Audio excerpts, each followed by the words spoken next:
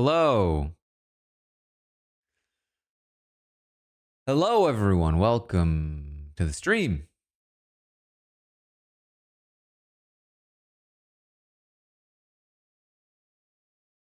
Quick stream today. Maybe. I currently have the feeds running, so I am currently listening to a conversation. I apologize for the lack of cohesion. I am sleep deprived. My eyes are bloodshot.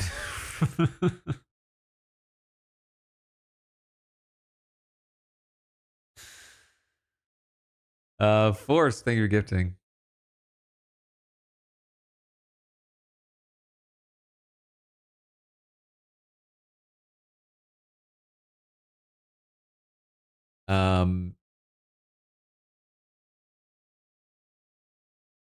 I'm listening to the conversation right now. Basically, Keanu is continuing to lie to Jimmy about his vote. What is he doing?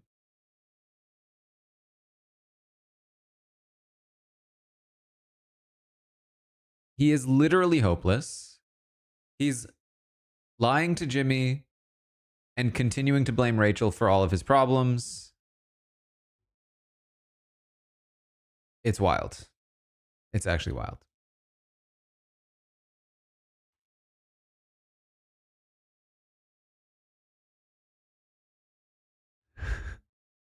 Jimmy offering to Keanu, I will put up Will for you. When that was already his plan.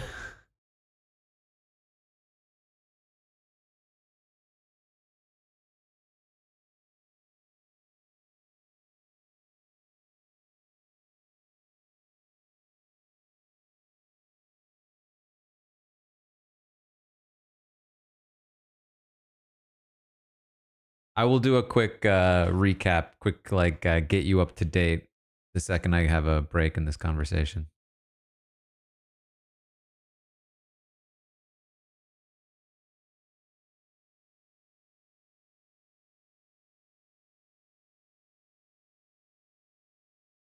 One hour later.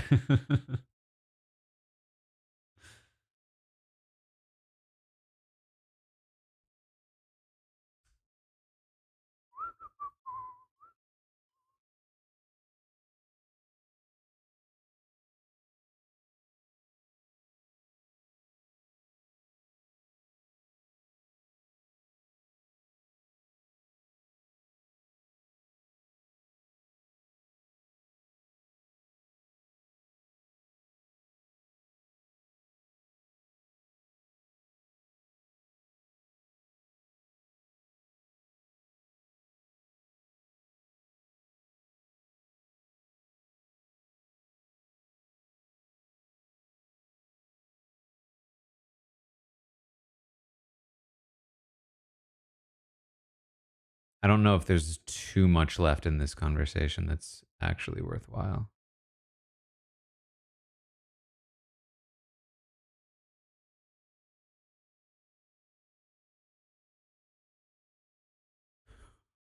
Why? Why is he gunning for Will? I can get Adrian to do it too. You're just sinking Adrian's ship, dude.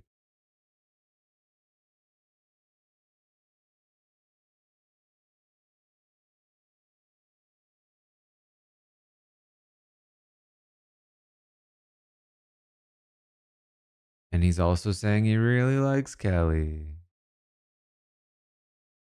I mean, all Keanu's doing here is reminding Jimmy how important it is to get at least one of Adrian or Kelly out this week.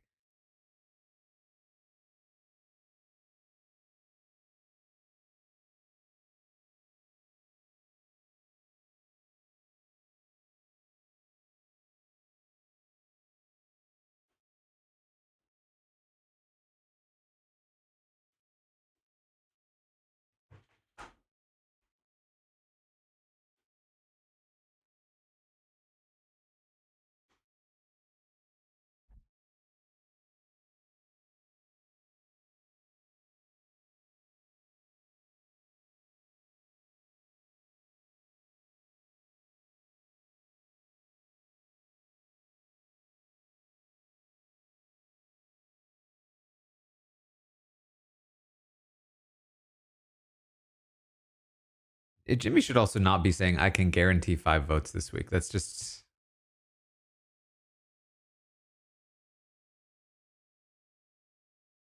I get why he's saying it. I just don't think he should be.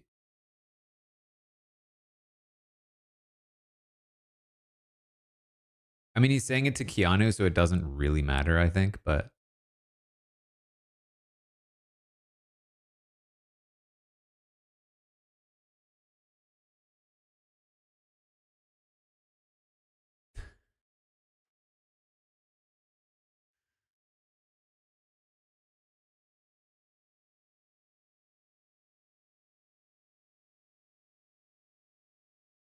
I mean, if we're being honest, throwing Will up there instead of Amy is a better move for Jimmy.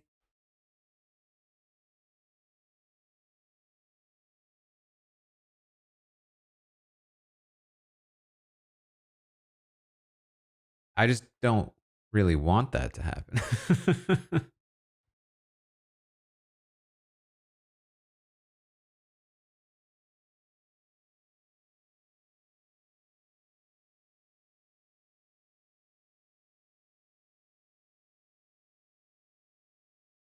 I will give a recap, I promise. Jimmy is assuming he might need to make 2 noms, yeah, because it's very likely that... I mean, very, very basics. Keanu has a veto. He's coming off the block. Kelly has her additional veto opportunity. So Jimmy is trying to prepare for 2 potential renoms.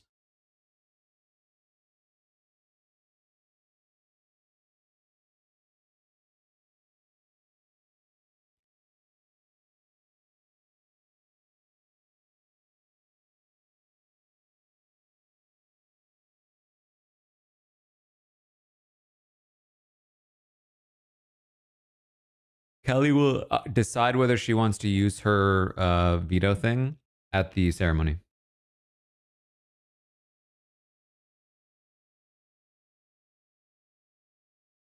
And of course, she should use it, but who knows?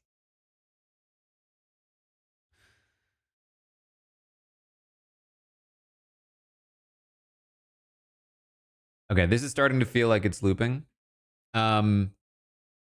So here's the update. Hopefully, people have managed to come in. If people start asking a little bit later, we can refer them to this moment about 10 minutes into the stream. Basically, I apologize for those watching back after the fact, but you know, this is the nature of the lives. So Keanu's power turns out it's not exactly a doubling of your chances, right? Because there were 7 people that played in the veto. So technically it was slightly less than double, I believe. It would only be double your chances if you removed... No, there were only 6. Okay.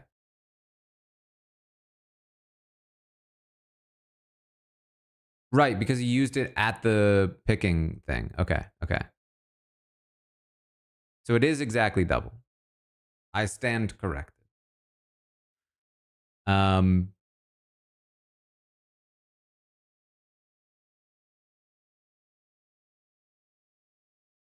Ava the noms in the HOH, right? Because there's three. Right, and that's why they were talking about Ava.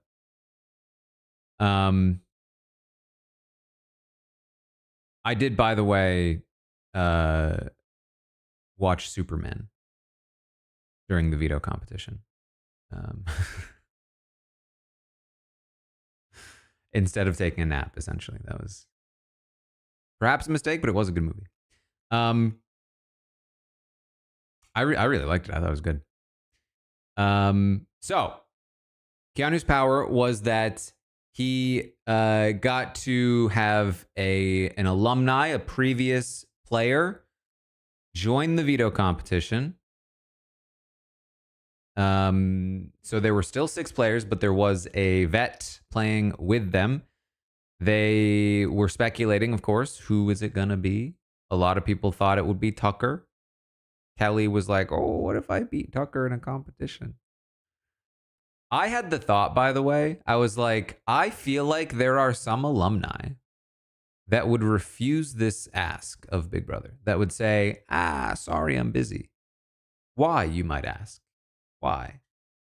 Because imagine a comp beast player, reputation for being really good at comps, comes in for one competition against a batch of newbies and loses. You know what I mean? I think there are some players that would not want that to happen.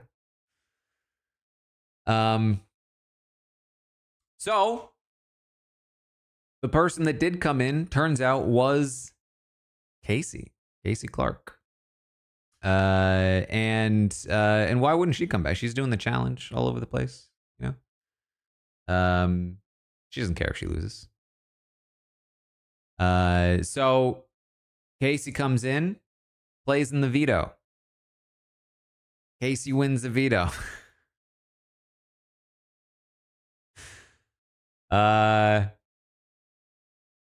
She was good at comps. She really was. She retired from the challenge. What I mean is that she did the challenge. But I think that people who did the challenge are much less precious about their reputation. Because, you know, they did the challenge.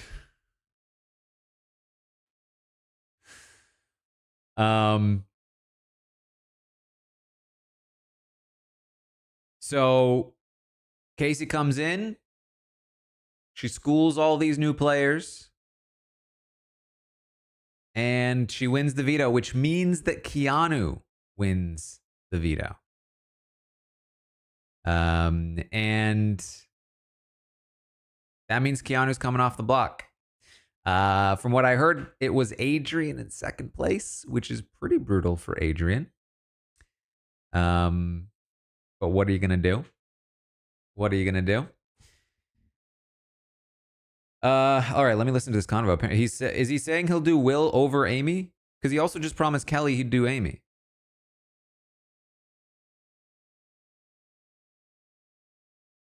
I mean, he doesn't have any reason to actually go along with what he's telling Keanu, although he actually kind of does. I mean, wow, yeah. I mean, this is better. This is a much better plan. If Keanu really wants Will, he can do Will, send Will out, or Adrian. That's not any skin off of his back. He has no relationship with Will. He doesn't have to piss off Amy, Ashley, Rachel as much. He pleases Keanu. Vince can keep Kelly in check. It is the better play. But he'll probably need to put both up anyway.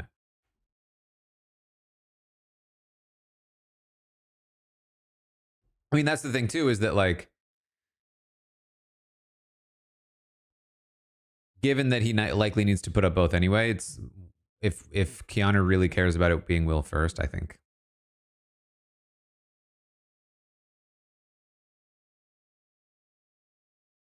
Anyway, let me get back to the story so you know what I'm talking about.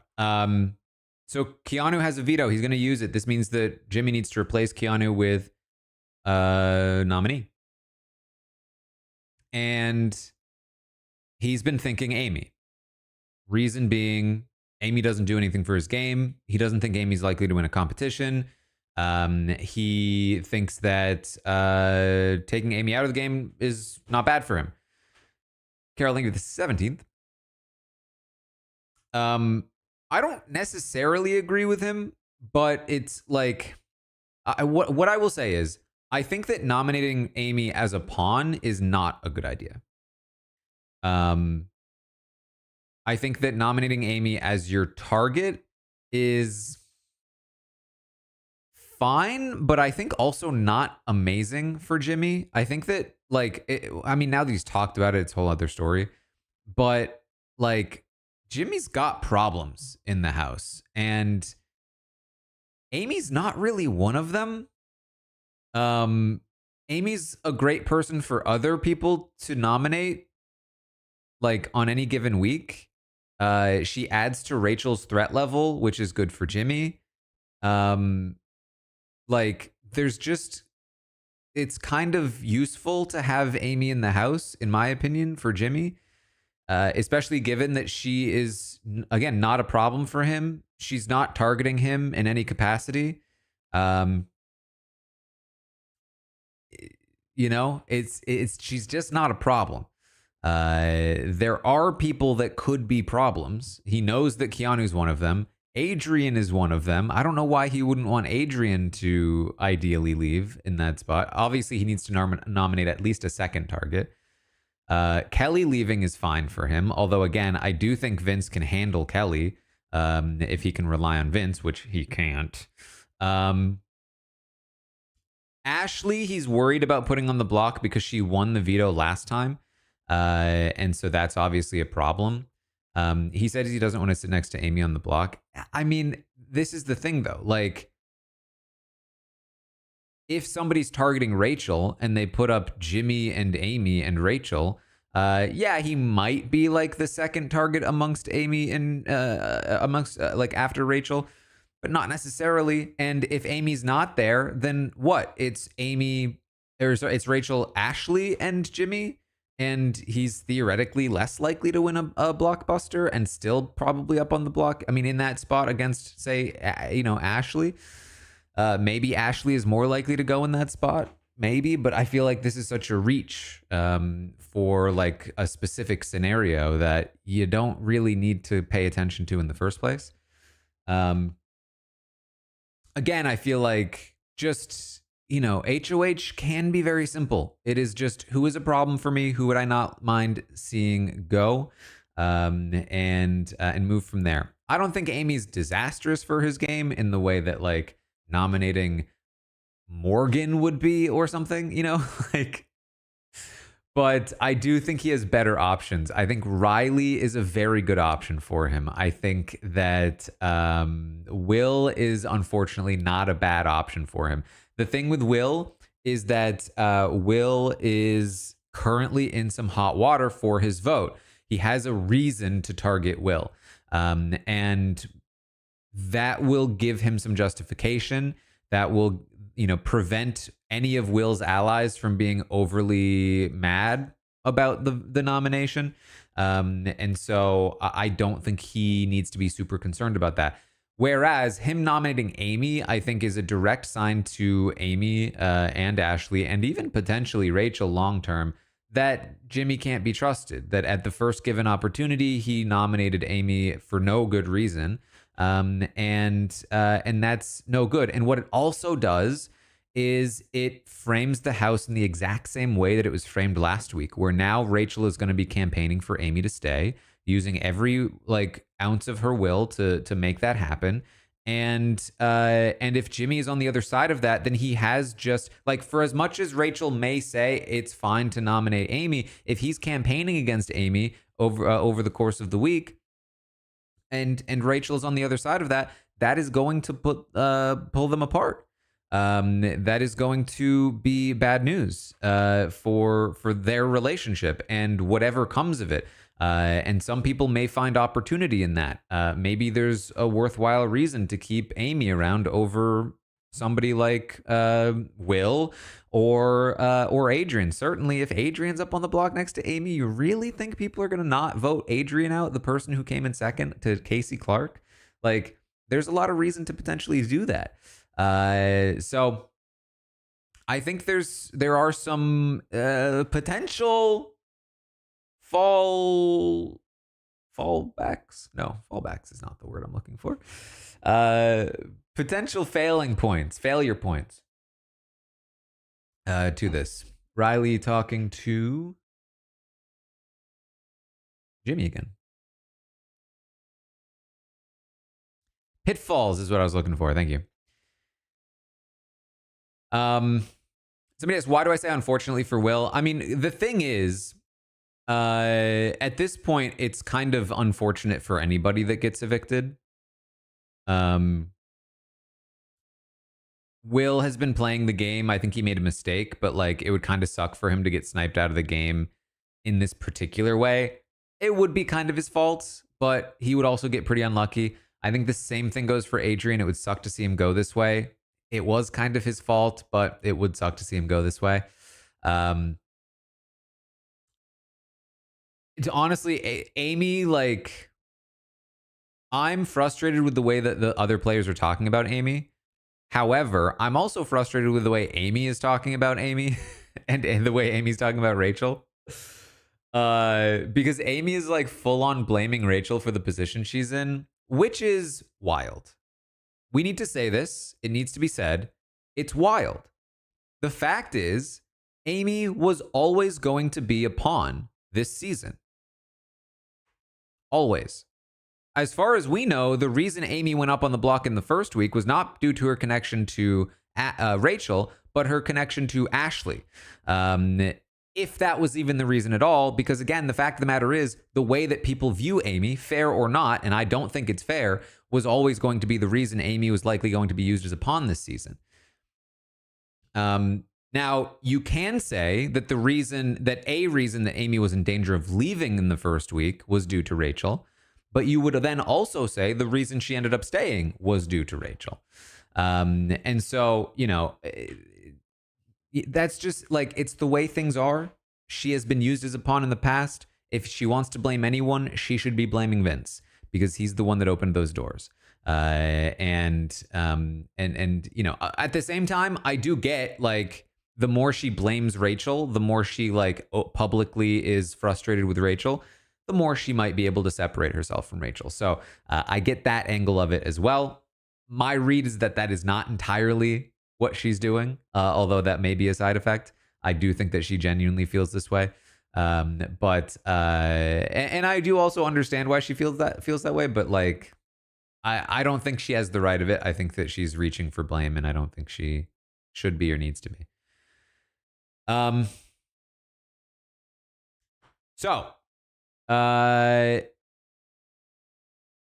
Jimmy, fearing that Kelly will also come off the block, has made a deal with Kelly. Hey, I think we can work together. What if I put Amy on the block to try to save Adrian, to, potentially take Amy out? I know you wanted Amy out last week. We can take a shot at Rachel that way. Kelly has accepted this offer. Vince, of course, backed it up. So he is moving through with that. Rachel tried to open the door to a potential Vince renom, but Vince has done a good job of sticking with Jimmy this week. We have to give Vince some kudos here because he should be in some trouble, especially given how he operated last week by intentionally keeping Keanu in the game, which is now screwing Jimmy over a second time in a row. And Jimmy does not see the inherent, weakness in that with Vince as an ally. So Vince is safe in a spot where he really probably shouldn't be. But okay, here's the thing. I want to say this very, very loud and clear. Because I see the comment and I don't mind the comment, but I want to address it. We were too hard on Vince. No, I very much believe wholeheartedly in everything that I said about Vince in the first week, which was that his decisions were out there wild, terrible. I also said at the time, this does not mean that he's going to be evicted the following week. It does not mean that he can't, go on and have a successful run. Just that he had a terrible first HOH in terms of the decision making that he made. And that he could certainly rebound. And I was actually interested to see how he recovered once he was an HOH. And so, like, I feel like there's this notion that, like, oh, well, because he's not been immediately evicted, that goes on to justify his moves the previous week. And it's just like, well, no.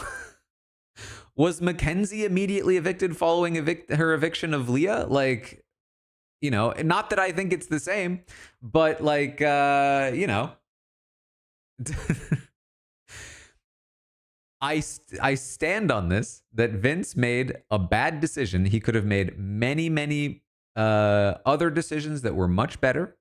And Keanu wasn't even necessarily one of them, but he, listen, Kelly survived, which was lucky for Vince, and now he is in, I think, not necessarily making better decisions, but he is in a better place, having not being in a position to be making decisions.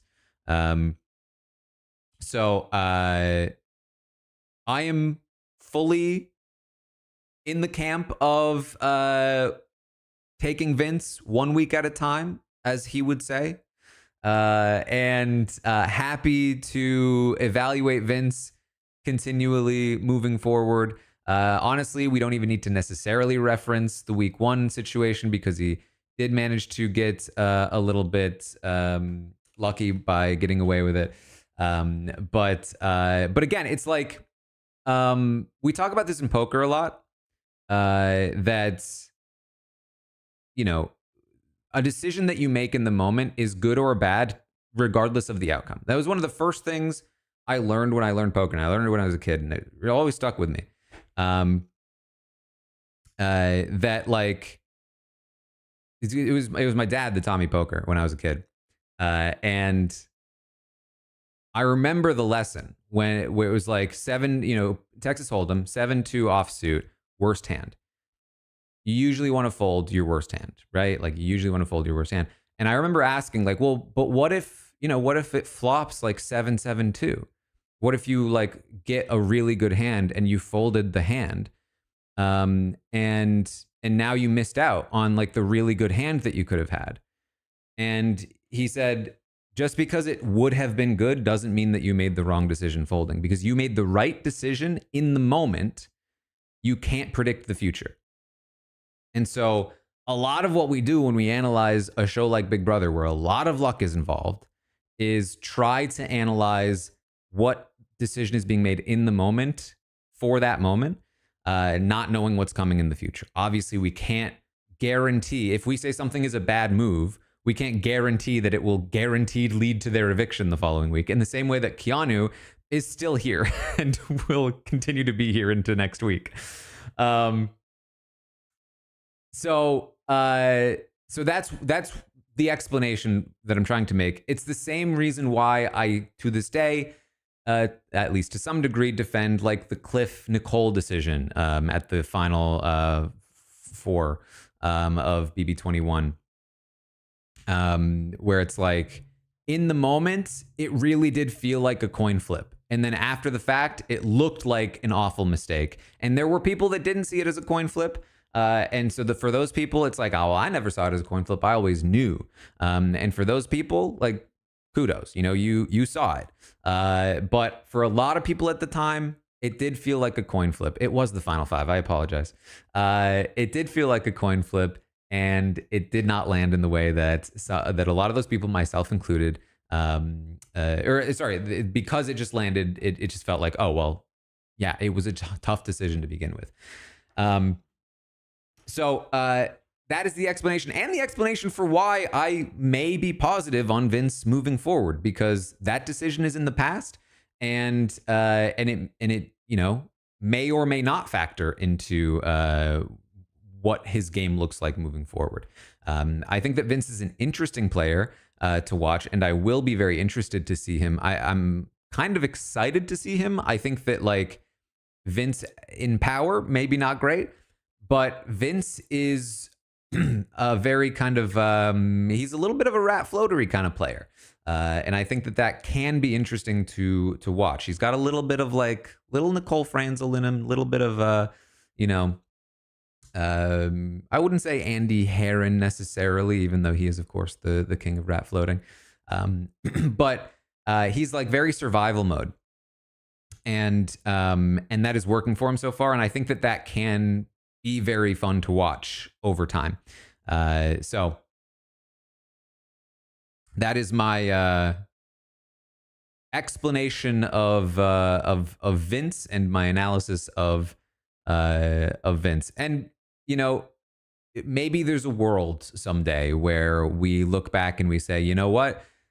There were changes made to the format of the game due to the blockbuster competition that maybe justify his decision a little bit more than we gave him credit for. But, like, I can't, like, if you want to tell me that it was the right decision, you really need to tell me like how there weren't better options, I think. And concretely why. You know what I mean? Not just, well, look at his position now. Anyway, it also like absolutely wouldn't be something I recommend any player to do moving into a week 1 HOH. Nominate your ally in a spot where people are telling you you look stupid if you do this. Your ally might get evicted, and then she nearly gets evicted.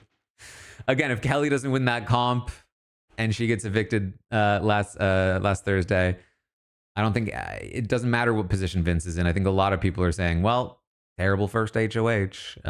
So that's where Vince is. He has done a good job of getting back in with Jimmy. And I will say also, a huge part of that is leveraging the control he has over Kelly, which he wouldn't be able to do if Kelly had gone home in the spot where he had nominated Kelly to potentially go home.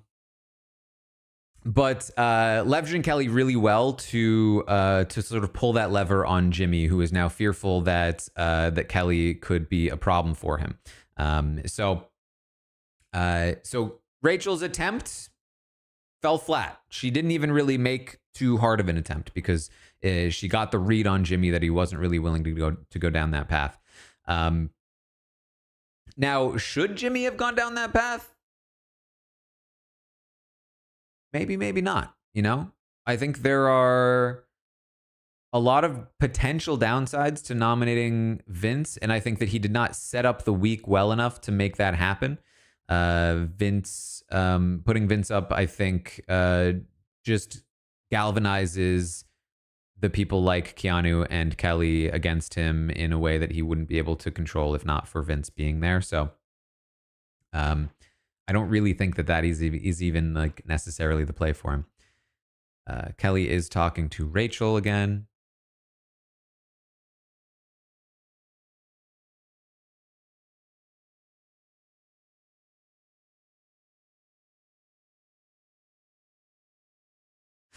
Rachel has this uncanny ability to have conversations with people that don't have any impact on the person.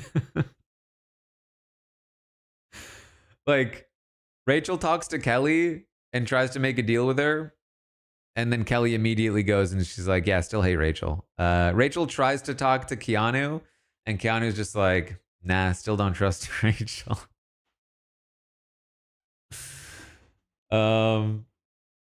For as improved as I would say Rachel's social game is, she is unfortunately in a position where even her allies are like talking smack about her, and it is like, yeah, I mean, this is unfortunately kind of par for the course for Rachel, and despite all of it, as she said, kind of the best result she's had socially.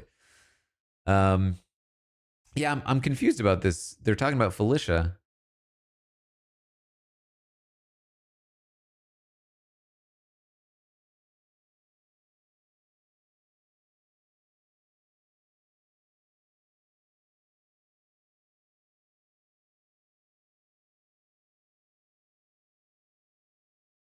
Kelly said, who's Felicia?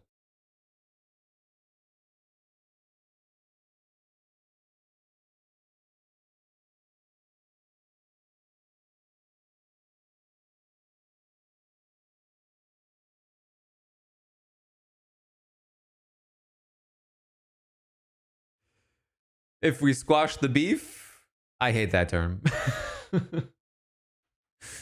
This is the first thing I want to do when I'm trying to like make a truce with somebody is criticize the language usage. Oh, Felicia would be phenomenal on Traders. If Felicia is never on the Traders, take away their Emmy for casting.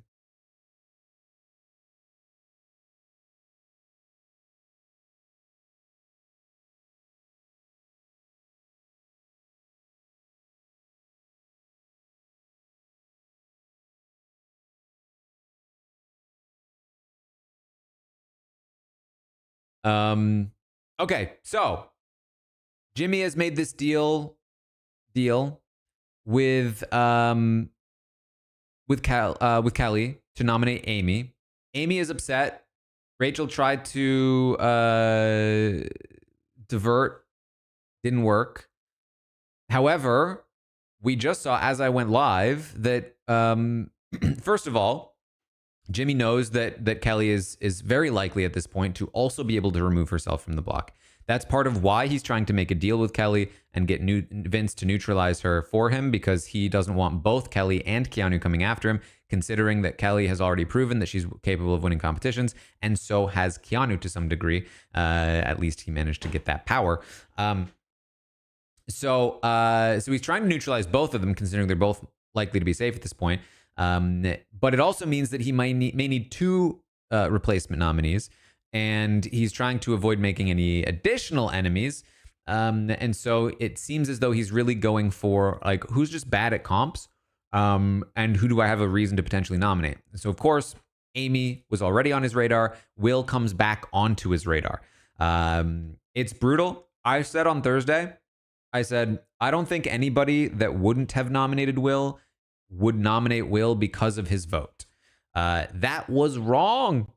That was wrong. It was wrong because while I don't think Jimmy would have nominated Will in a normal week, the fact that he needs so many potential replacements, I do think has opened up that door, and I do think he probably wouldn't have nominated Will if not for that vote. And so that vote, I did say it was a mistake, but I think it was an even bigger mistake, unfortunately, because of just some bad luck. And so Will might end up on that block, which again, if he ends up going home, obviously that sucks. But even if he doesn't end up going home, it's still bad for him because now he's been on the block, and that means he's very likely to go up on the block again.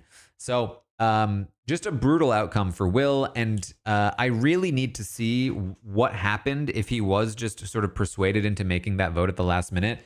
But man, was that Burger Bros thing such a trap. It was such a trap because, again, like the thing about a Burger Bros alliance, the thing about a Bros alliance like that, if you are not one of the bros, so in Will's instance, he's a little bit older than them. In other instances, sometimes you're the cowboy. Sometimes you are, the woman in the alliance, and it's a bunch of guys. Of course, Nicole was in that spot, but that didn't matter for her based on her positioning. But if you are like, and it also like the thing about Nicole, but usually if there's a woman in the guys alliance, it's because there's like a showman. So if she's actually included in it, that's usually better. If the guy that you're in a showman's with denies having a guys alliance, then you might be in a pretty boys brigade situation. But if you are the one that stands out a little bit, if you're not one of the bros, if you're not working out with them and all of that stuff, then and you just, and that's being too superficial. If you don't vibe with them in the same way, if they included you for maybe superficial reasons, or just like, hey, we need your vote. Like Will just didn't have the connection with those guys that he does with people like Ava, to some degree, at least he used to with Adrian, with Mickey. Like those are the people that he should have been consulting with the most, that he should have been voting with the most. And I think he got caught up in this idea of playing two sides, of being like, I've got the bros over here, and I've got the like the women over here, and like these people over here. And so he was trying to please all sides, but the thing was that like pleasing the bros was worthless. It did nothing for his game. All it did was get him in trouble with the bros, and then when judgment comes knocking, all those bros are going to throw him right under the bus, which is exactly what he's kind of seeing. Again,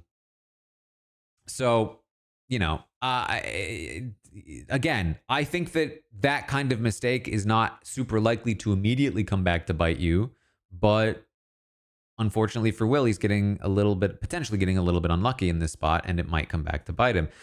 And then in addition to all of that, his vote is getting him in extra trouble because it's the reason why Keanu is trying to push Will, because Keanu weirdly lies about his vote and thinks Will is his only hope of like getting away with the lie. Whew.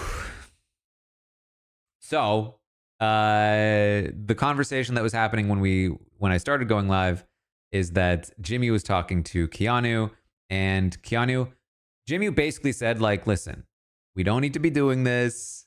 I know you are lying about some things. That's fine. And Keanu's like, oh, I'm not lying about things. I'm not lying about anything. It's like, your vote though. Keanu's like, I voted to keep Amy.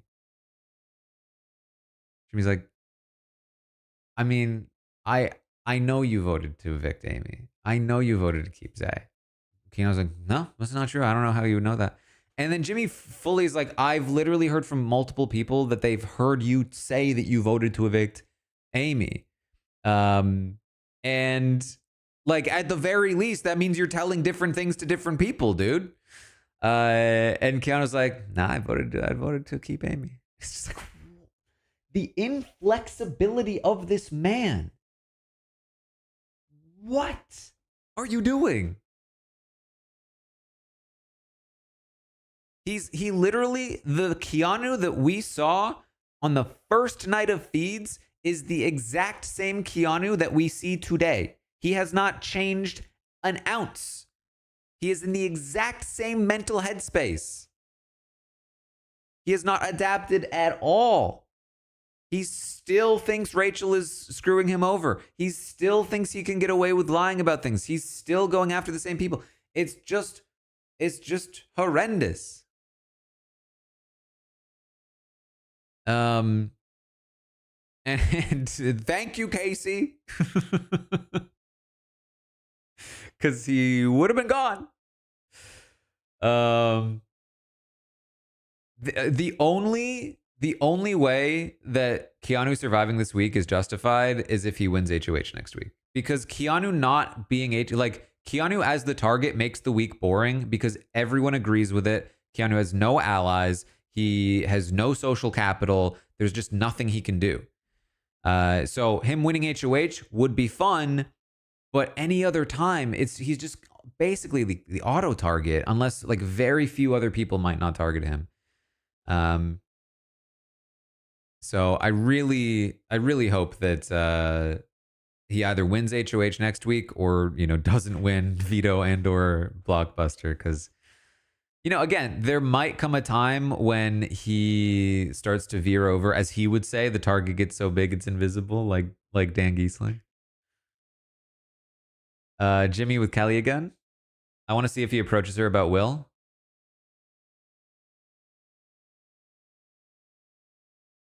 But basically, Keanu starts pushing Will because he's trying to blame Will for his vote.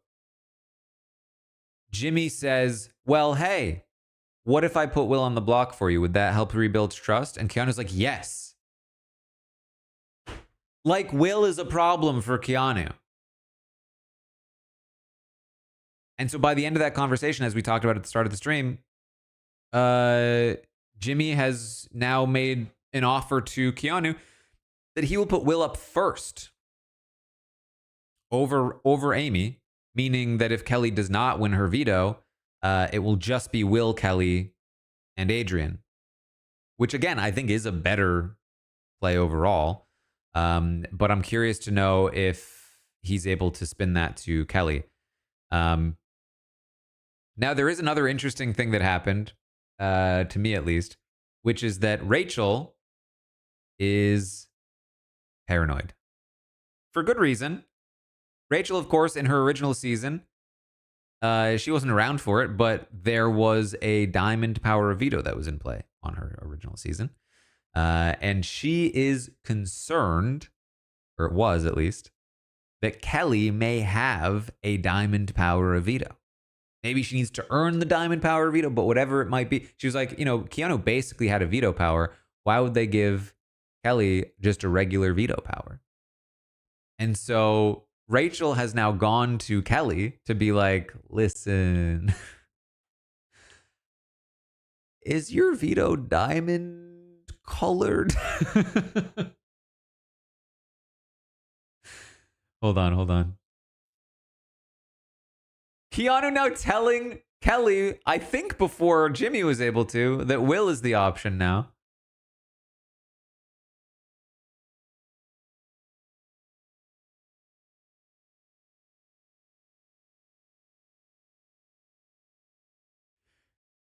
Man, if Kelly was a regular player, I would be like, wow, she's gonna catch the fact that Jimmy had the exact same conversation with her.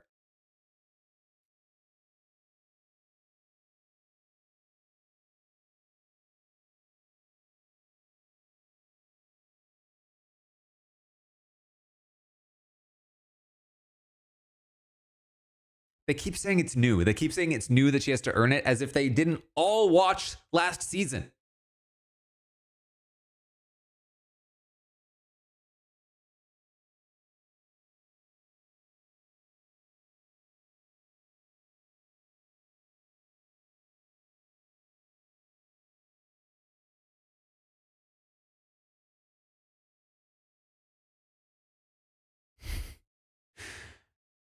Okay, so two things have happened. Two things have happened. Kelly talked to Adrian after her conversation with Jimmy about getting Amy on the block. And Adrian, I think rightfully, said, I don't want Amy on the block. That's dangerous.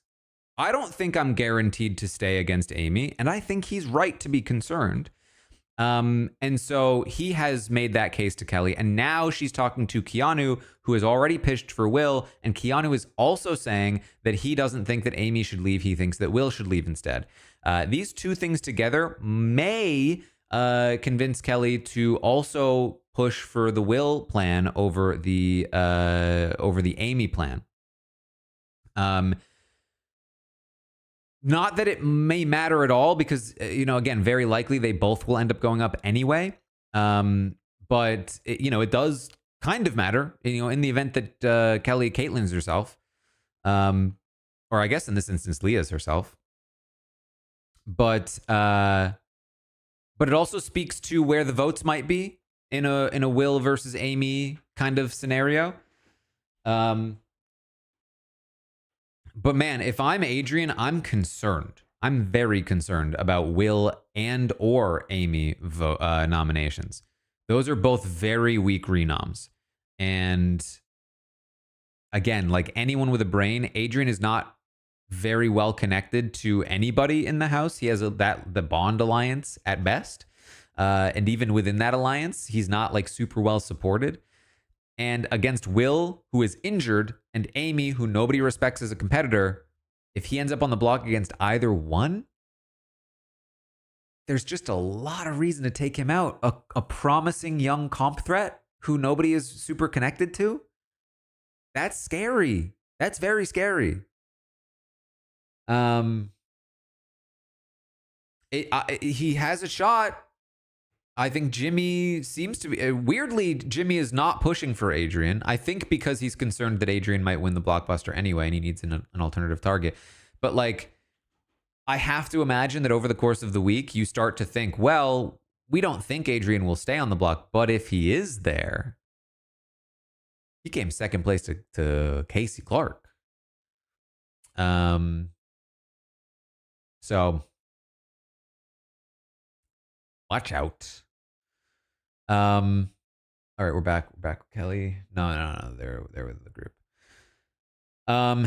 So talking to Keanu. So we just explained that. So back to the Rachel conversation with Kelly. She's like, so is your veto like a golden power veto? And Kelly is like, not confirming nor denying really as best as she can. And Rachel's like, if it is a diamond power, you wouldn't put me up, right? I think we should be squashing this beef. Maybe we could work together. Nobody would suspect it. Like, just Rachel's like very concerned because she knows probably better than anyone just how much people can get screwed by things, by twists, perhaps by last minute competition editions. And so she's like really trying to hedge against a potential diamond power of veto, which I think is smart.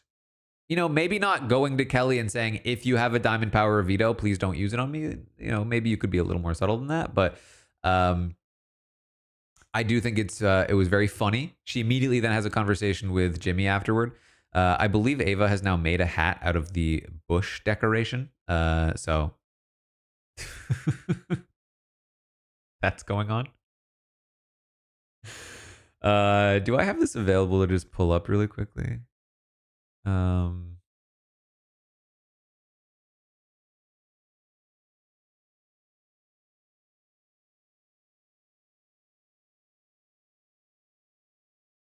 That's not showing. That's unfortunate. Anyway, she has Rachel has a conversation with Jimmy right after, and he's like, "Oh no, her power is not diamond. We know exactly what her power is." She's like, "You sure though?"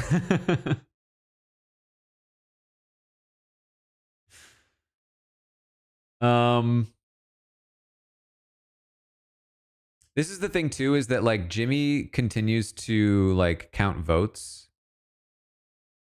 I'm using BB Viewer on Firefox.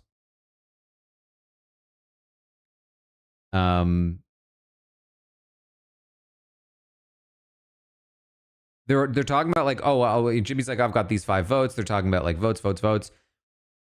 Nobody in the house has talked yet about who they might want to vote for. You know, like there's a lot of conversation to be had, and we know from last week just how much conversation there is to be had. So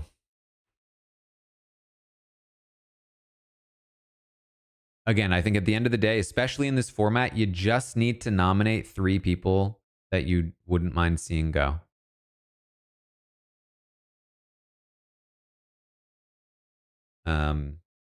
What I'm doing, by the way, for Firefox is I'm using the Tamper Monkey script that Liquidated put out. And then I'm using the browser extension toggle viewer button instead of clicking the BB viewer button. I don't know if that's necessary, but I think, at least in my experience, the Tamper Monkey extension is forcing better video quality, and then the browser toggle is allowing me to use the audio panning BB viewer functions. So until he comes out with like an updated version of BB Viewer itself, I think I need both.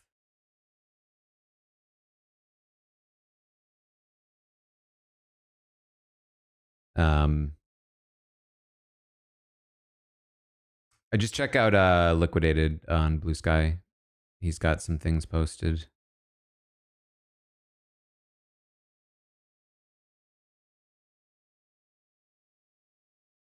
You can also just use BB Viewer by itself, but I don't think it forces the better quality. Pluto has better quality, but it also has ads,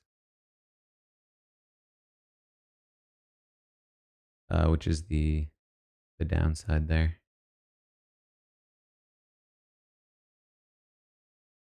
Liquidated is no longer on Twitter.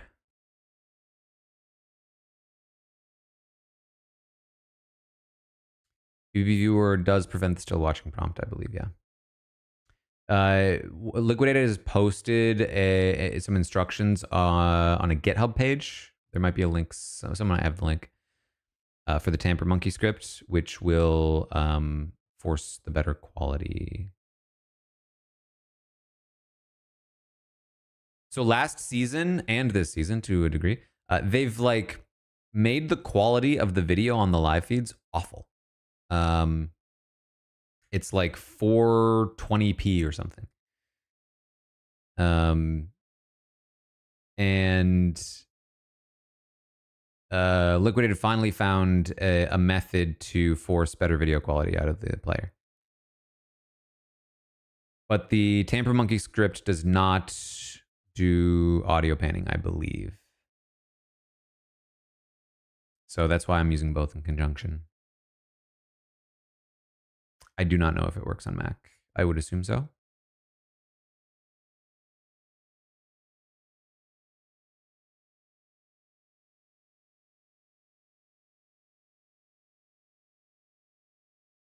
So I think the most likely outcome is Tamper Monkey script was updated with auto panning. There you go.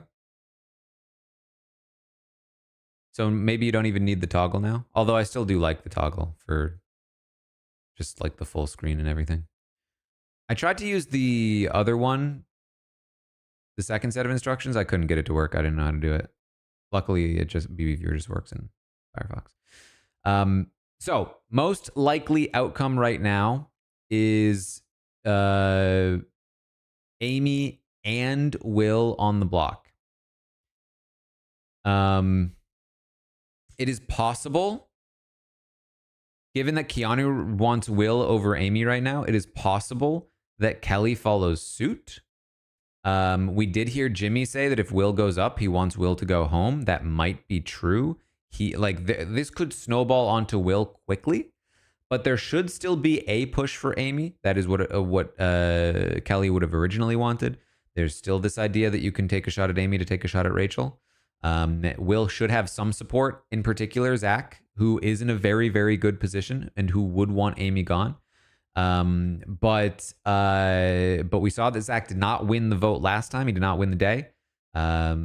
So I don't know if he has the swing to pull something like that, or if he would even want to try very hard to do so, because it would be the second time in a row that he's campaigning against Rachel's interests. And if like Vince and Jimmy are not on board, that could be bad. Then there's the matter of like, where do Mickey and Morgan fall? They had a good relationship with Will. Morgan is crying right now.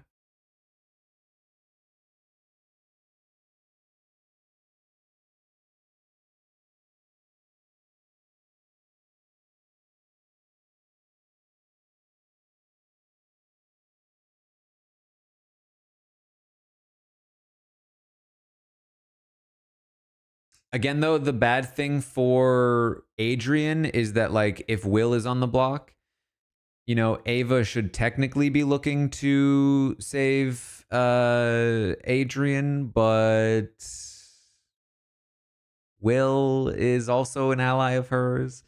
And like Zach should technically be trying to save both Adrian and Will. And so but they have to talk about the scenario where it's Will or Adrian. And that gets very messy.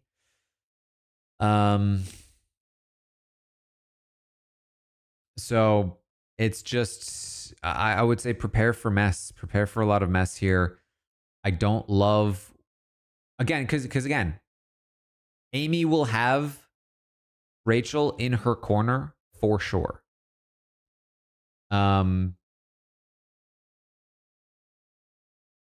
Will and Adrian do have people, but I don't know if they have them as locked in, determined as Amy has Rachel. And that matters. We saw it matter last week. It might matter again.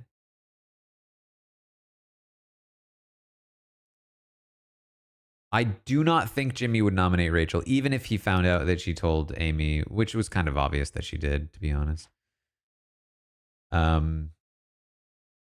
Jimmy, I believe Jimmy when he tells Vince that he really thinks it's valuable to keep Rachel in the game for him, and I think it's true.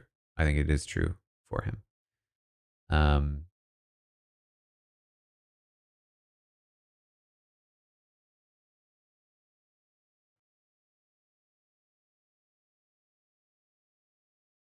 But yeah, man, I don't know. I feel like Jimmy is good at comps.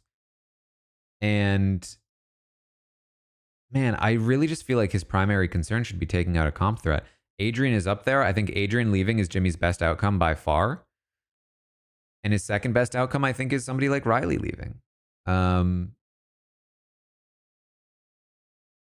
But Will leaving's not bad. It's not bad. It's not ideal, but it's not bad. Amy leaving, I don't know. I think Amy leaving is like neutral at best.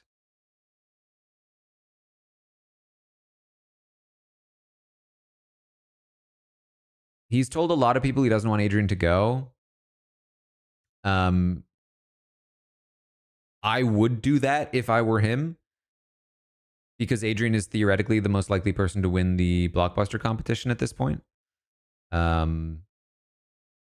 But I also, if I were him, would not mean it.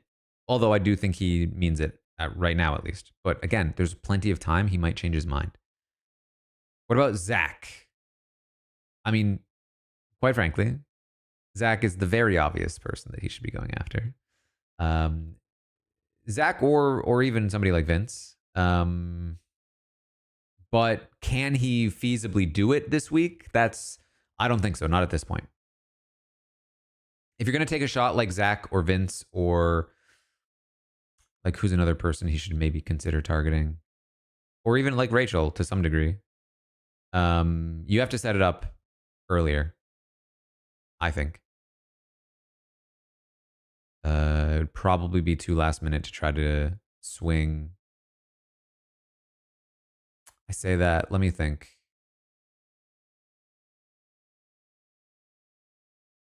The thing is that you need to like because the problem is that you need to have the right other nominees up there, and you have to have the right people like in place um to make sure the vote is there. If you put like Zach up now, does he even leave if he's on the block against, say, Amy? I don't think so. I think Amy gets evicted there. So you kind of have to make sure that Zach is up against like Vince, and like you could do Zach, Vince, and Adrian, something like that. That could maybe work. Zach, Vince, and there's not many other people you could nominate to make that work, but Lauren even. Like if you're gonna take a shot, you need to really do it. And yes, of course, how could we forget? Zach would use his power. Again, we're trying to like analyze it from the perspective of Jimmy, and obviously he doesn't know that Zach has the power. So Zach having the power, I don't think changes the calculus on whether it's a good move for Jimmy. But we, in the same way that like Cody trying to take out Paul in week 1 of BB19 was not necessarily a bad move. It just turned out really, really bad.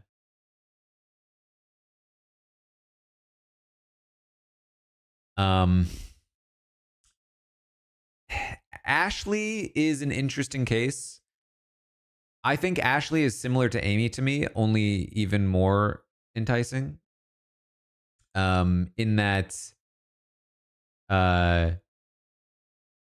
Ashley is a threat who nobody really gets along with outside of Rachel and Amy. And she is not a problem for Jimmy. She's not after Jimmy. Morgan's talking about Riley. Alex, thank you for the $5 over on YouTube. Do I have a winner pick for the season now that it's been a week? Zach has to be your default, I think.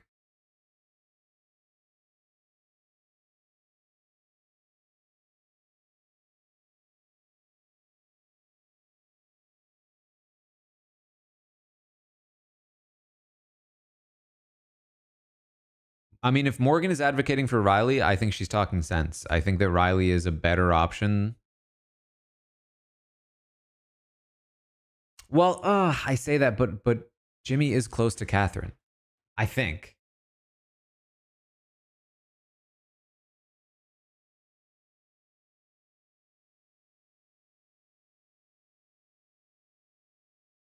Riley's too much of a wild card. I couldn't trust it. Coco, thank you for the subscription. Welcome to the Robot Army. I think there's a play where you can keep Riley around because he's attached to Catherine and you're close to Catherine. But I don't even think that Catherine is close enough to Jimmy for that to matter. And even if she was, I think that Riley is too much of a wild card anyway. I think throwing Riley up there and then all but guaranteeing that one of Riley or Adrian leaves this week would be a much more successful HOH week than Amy or Will leaving.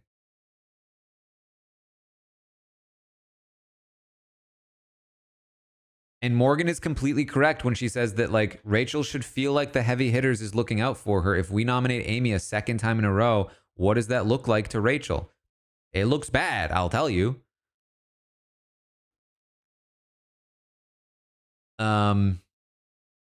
But I don't think Jimmy cares.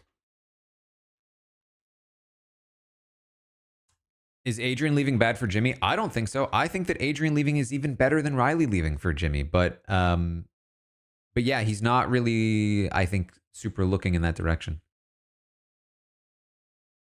But again, that could change.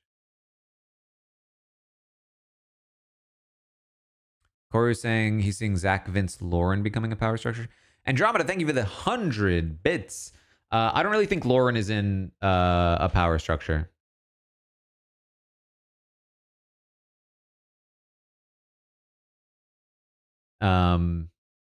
I think there are, maybe this is a little bit more like BB Can 6, where it's like, I think there are some pillars. Remember BB Can 6 when we had the pillars of strategy? Who was it? It was Paris. It was oh my god, I'm forgetting his name. I feel so bad. He pulled his own little Johnny, thank you. It was Paris, it was Johnny, it was Kayla. Back in BB Can 6. I feel like there are some pillars of strategy in this season right now. And so we have Jimmy. We have, I would say right now, like Morgan and Mickey are kind of on a bit of a pillar. I think we have Zach. And I think maybe in a fourth pillar of Rachel. And I think that maybe we can call, I mean, the thing is that Morgan is the more visible part of the pillar, but I do think that Mickey is like there calling some shots as well. Oh, you heard that Corey was saying that people should pre-order my book. Oh, interesting. That's an interesting thing that Corey said. Yeah, I mean, I guess if Corey said it, you should. I guess you guys should just do it.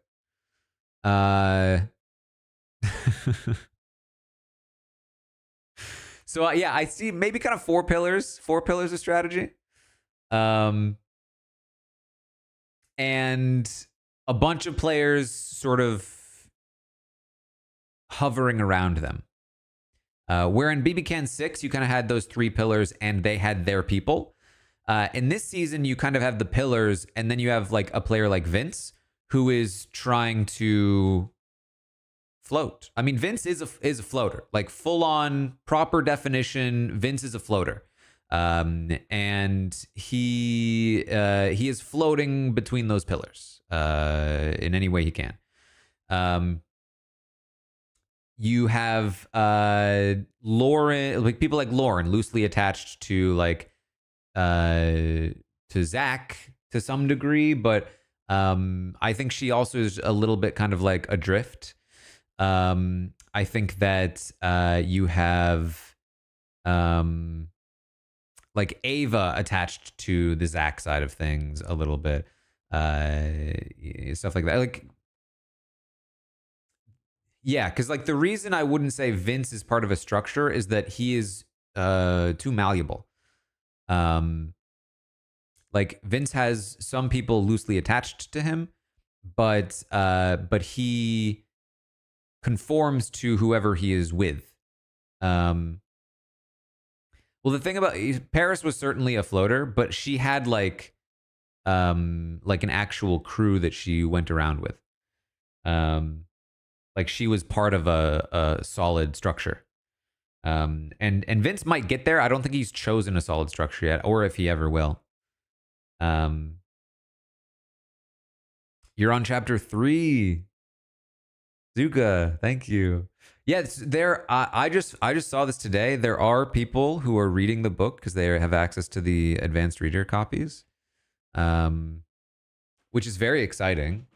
I'm already seeing like reviews. I saw some today. And it terrified me. I was not prepared. They've all been good so far, so that's nice. But there was one I found that was like, great book, loved it, 3 stars. And I was like, oh, thanks.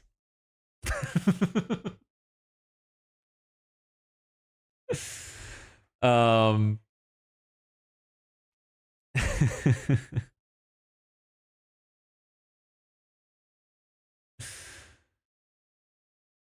honestly though, like happy to have no because that's like I think the people that are writing those reviews are like, they don't even know who I am. Yeah, it's like NetGalley, I think. Never heard of it before. But I think a lot of those people are like, you know, I like Big Brother. I saw this on the list of things to get, and so I got one. So the fact that they seem to like it, like, is cool. Um,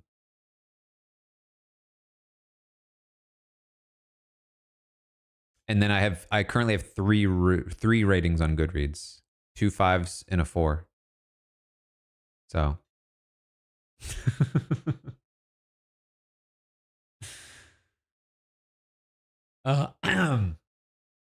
genuinely though, like I like, um, it's just weird. It's just weird. It's just weird that it's out there and people are reading it, and like, honestly, I want to talk to these people.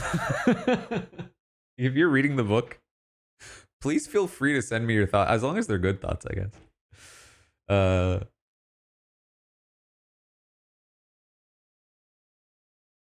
Because it's, I don't know, I just feel like I usually do a thing and I get, like, I have a chat. Everything I do has a chat.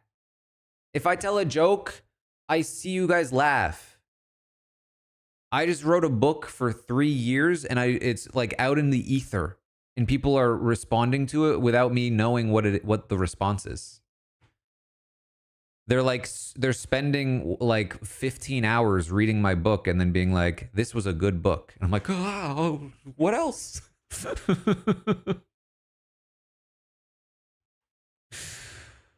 uh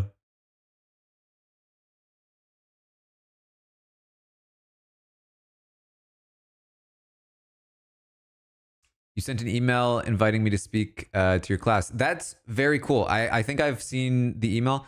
What I will say is, if you have sent me a message in the past like week or two,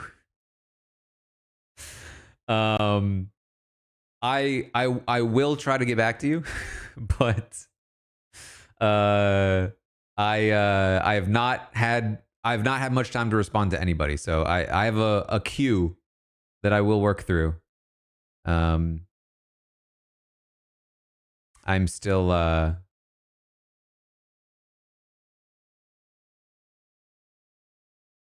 trying to make sure that I just found out that the physical advanced copies still haven't been sent out yet to a lot of the people that I have on my list. So I'm trying to get that going early next week.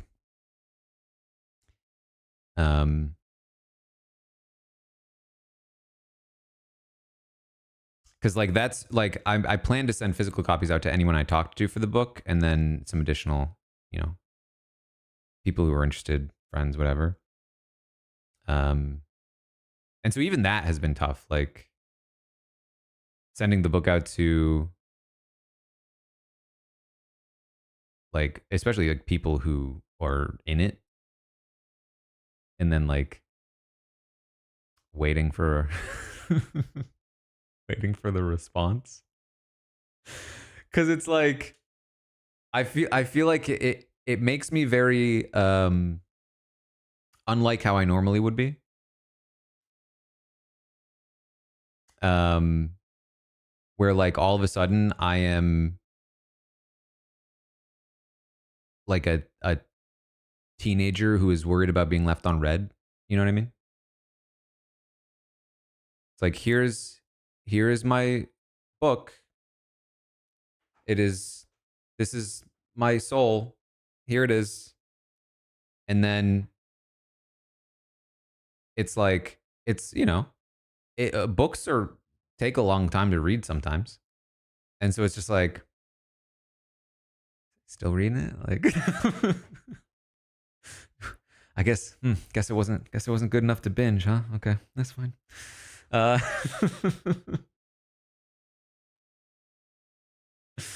I keep having to tell myself, like, I don't read.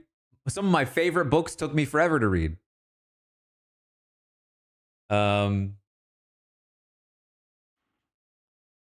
People are busy. Stop being stupid.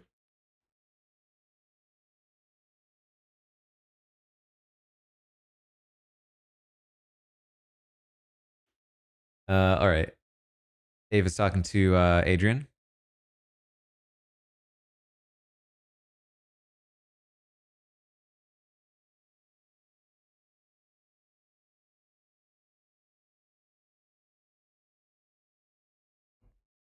In my mind, currently, is this the only book I'm writing for the foreseeable future? If I have my way, I'm writing more books. I do not currently have anything locked down, though.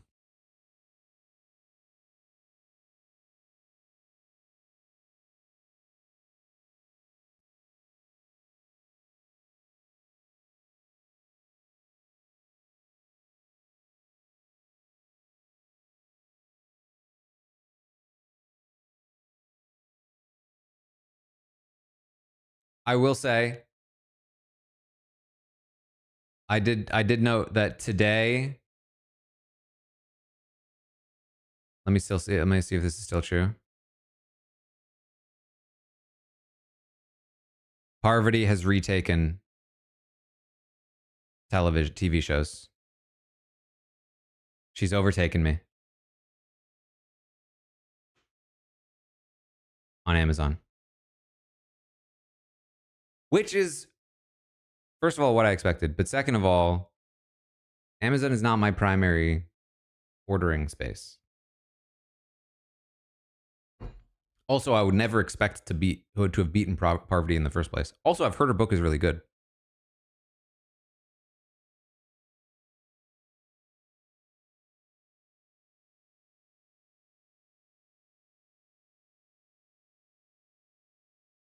Could I write a whole book about Devil's Plan? That would be hard because let me tell you, I had to read at least one Dutch book for my book. One Dutch book, many Dutch articles. A German article, some others. And it's hard.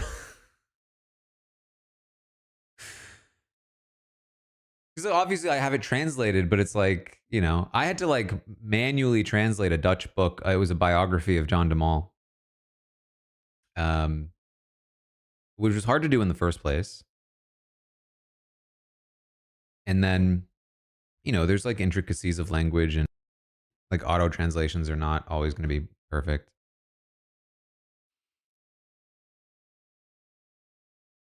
So, yeah, trying to write a book about Devil's Plan when I don't know a lick of Korean would be tough. Why did I have to do that? Because there aren't a lot of English books about John de Mol, unfortunately.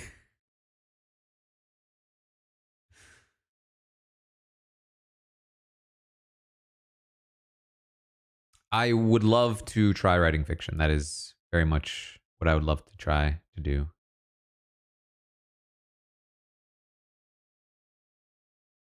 I did actually consider reaching out to some Dutch fans for help, but I have talked about this before. I'm terrible at asking people for help, so didn't do it.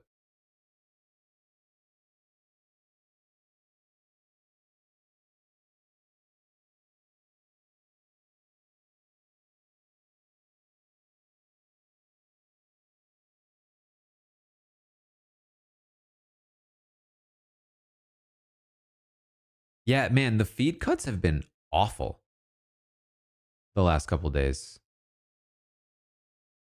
Like really bad, like frustratingly bad.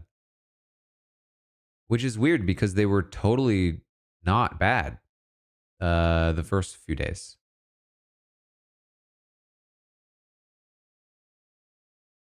Like they were up for huge periods of time. And now all of a sudden they're cutting constantly.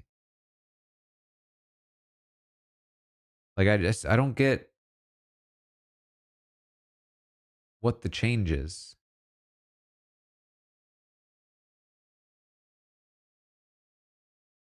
Weekend crew. It was bad on Friday though.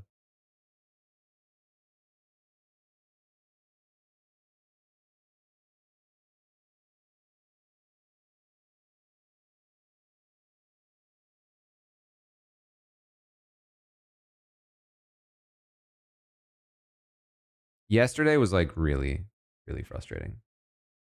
Is he talking about Catherine?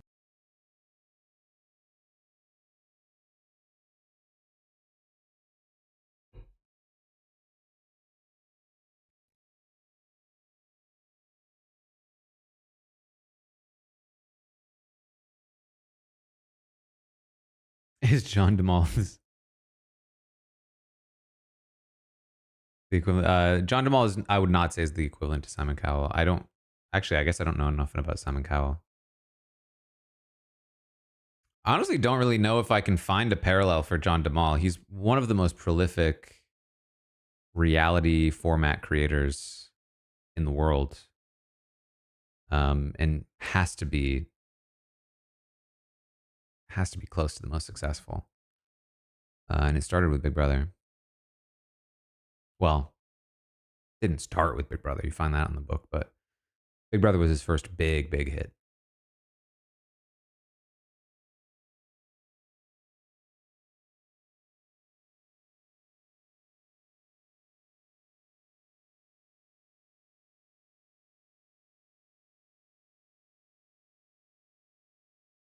Yeah, he's gone on to make tons of shows. He's still making shows,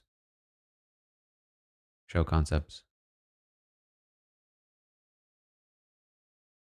Who created the real world? I don't recall their names off the top of my head. I do mention them in the book.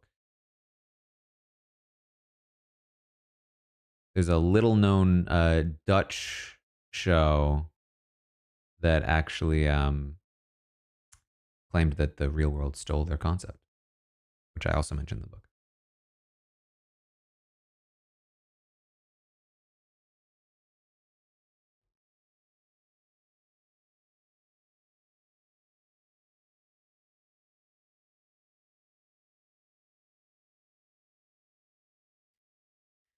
Yeah, I mean, just little things like that. Ava reassuring Kelly that she does not believe that she threw the veto competition. Like, because why wouldn't you say that?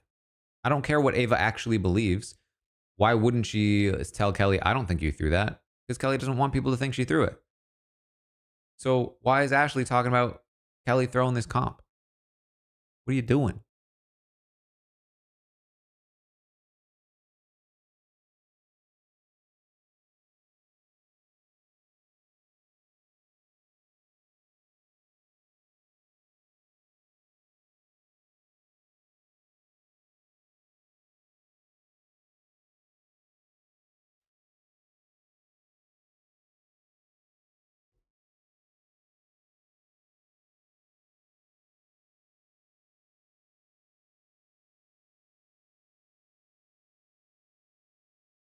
They don't seem to be doing anything else with the accomplice twist, so doesn't seem like they'd replace her.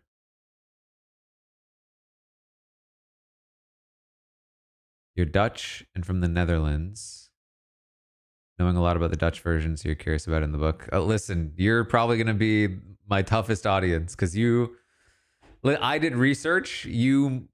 You live it. You know what I mean? So I hope I didn't get too many things wrong, quite frankly.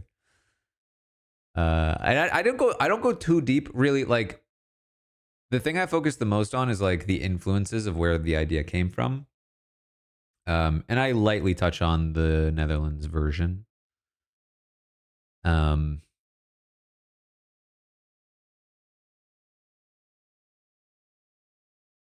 but I would say again, like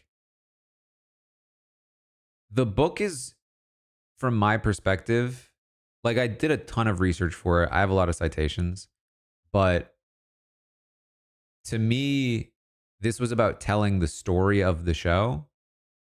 Um, because trying to like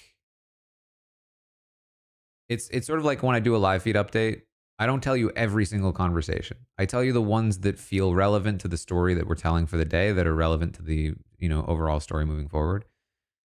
And I felt like I had to do that for the book too. Like I had to choose what is the relevant thing that I'm going to talk about. And when it came to touching on other versions of the show, I did speak to a player from BBUK. And I did some research into BBUK and the Netherlands and stuff like that. But like overall, their inclusion in the story is more to support the story I'm telling about the US than like doing their shows justice, I would say. Because I'm sure that their shows on their own have a lot more nuance than how I talked about them and would deserve their own books written about them. Um,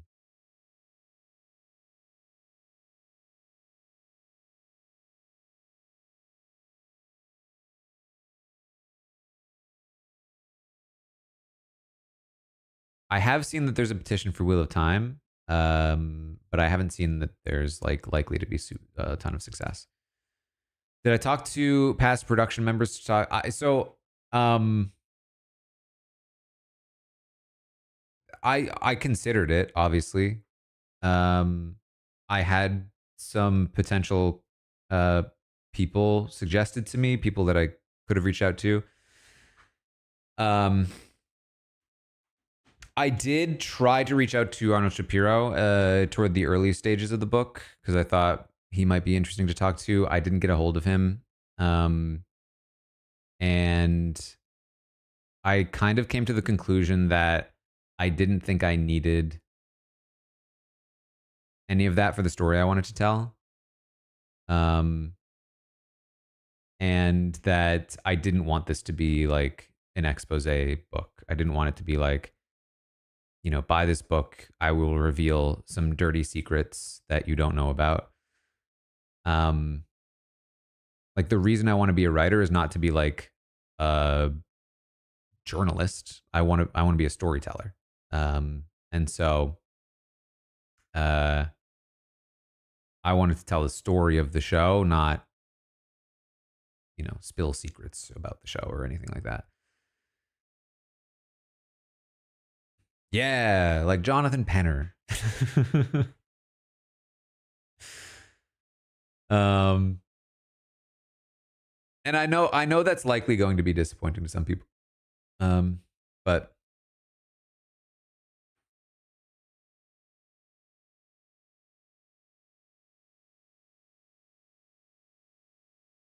I think also like you can't please everyone, and I have to remember that. And if I did write an expose style book, I think there are plenty of people who would enjoy my book that wouldn't enjoy that kind of book. So um, that's what I'm trying to keep in my brain.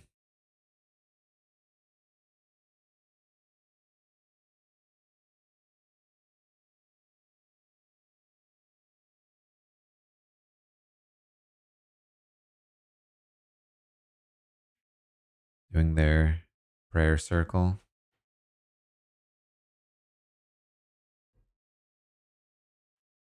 That's the other thing. I very much wrote the book like for myself, if that makes sense. I very much wrote it in the way that I would most like to read this kind of book. And although I get self-conscious about it, every time I read the book, I'm like, oh, I like this. And I'm proud of it. So I'm also trying to keep that in my brain.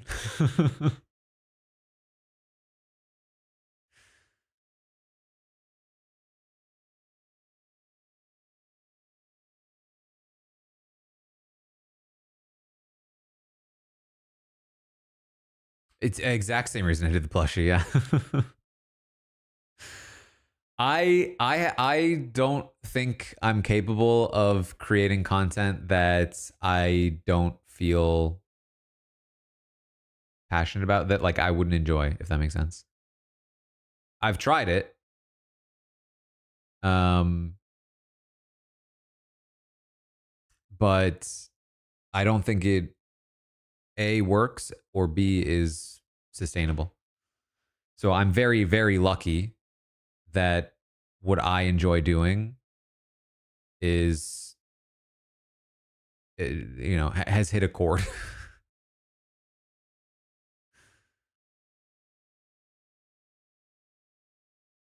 Big Brother 1 is so different than all the others. That's kind of how the book starts.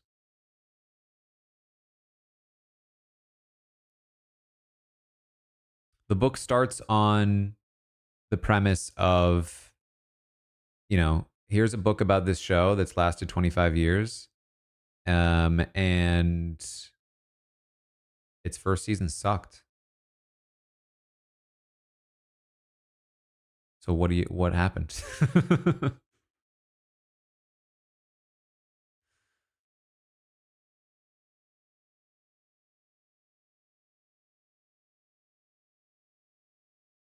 Very cool, Finzel. Thank you. I did talk about the knives.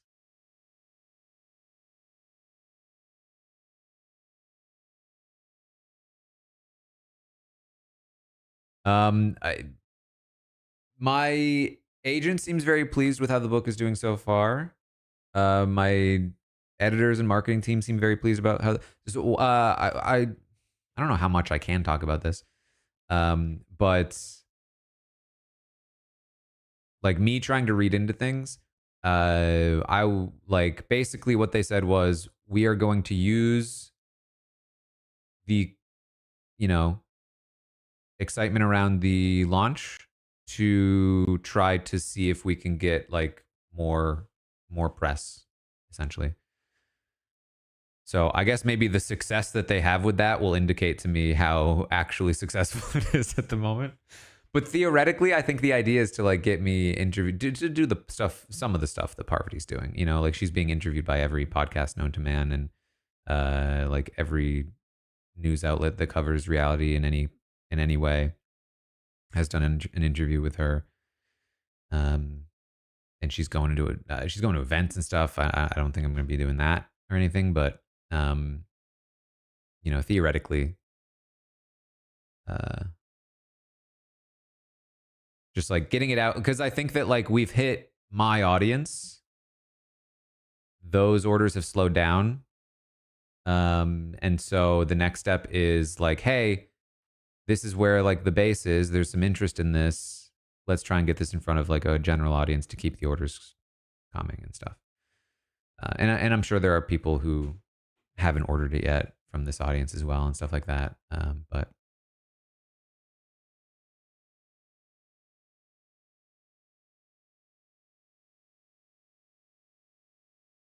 Zeroth, who would I say was the most surprising interview I conducted? Who had things to say I wasn't expecting? That's kind of the thing. I like. I want to make sure I say this in a way that doesn't seem negative, but like there weren't any interviews that surprised me. But that's because I specifically did interviews with people who I knew would give me what I needed for the book, if that makes sense. I already knew what story I was going to tell. This wasn't really a story outside of the first couple chapters. This wasn't really a story that I went in like finding. It was a story more so that I had, that was just about how do I tell it in the best way.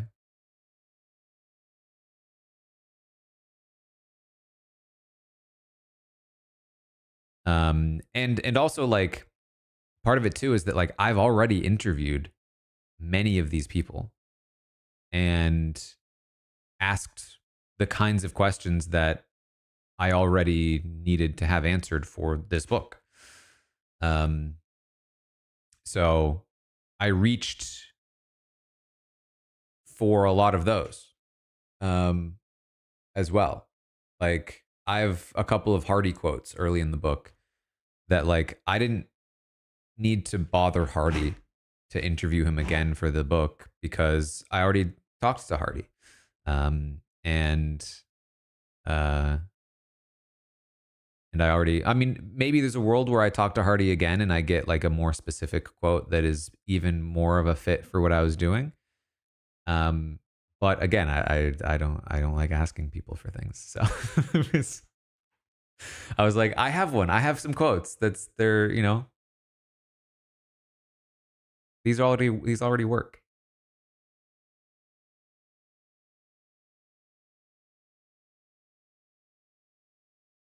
Um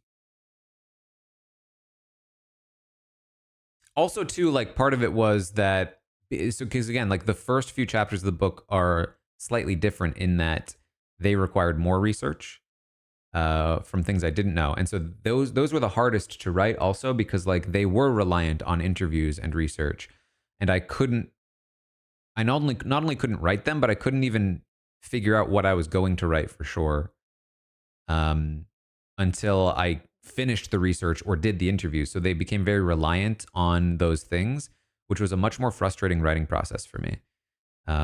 Once I got into the sections that I already knew most of what I was writing, um, it was a much.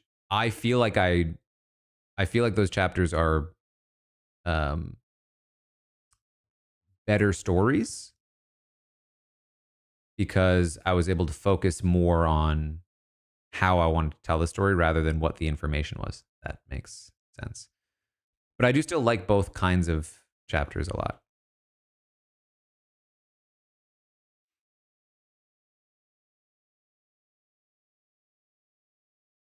Do I have any interest in writing for film or television? Not as much as writing books. I mean, I'm not going to turn it down if I have an opportunity like that, but like I went to college for screenwriting and I don't enjoy it as much as prose. Um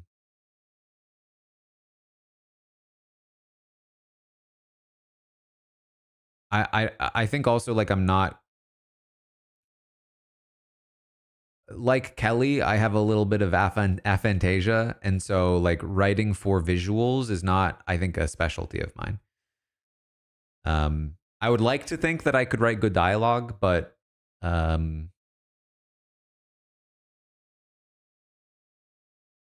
it's such a visual medium. It's just not, I think, where my brain likes to be.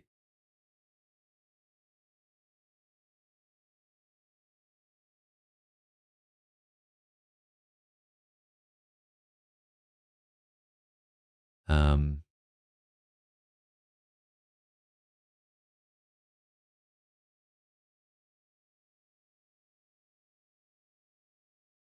I like if I how do I imagine fantasy novels when I read? It's really just the words. I focus on the words. Um,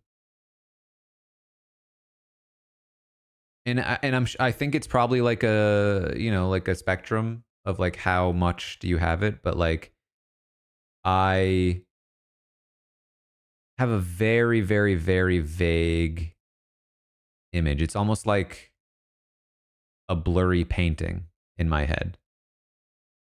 So like if I think about the Wheel of Time and I think about pretty much any time they're traveling in the Wheel of Time, in my head is like the cover of The Eye of the World. You know what I mean? Like just vaguely that with slightly different surroundings sometimes. Like, oh, they're in the desert now, so it's sandy, probably. Um,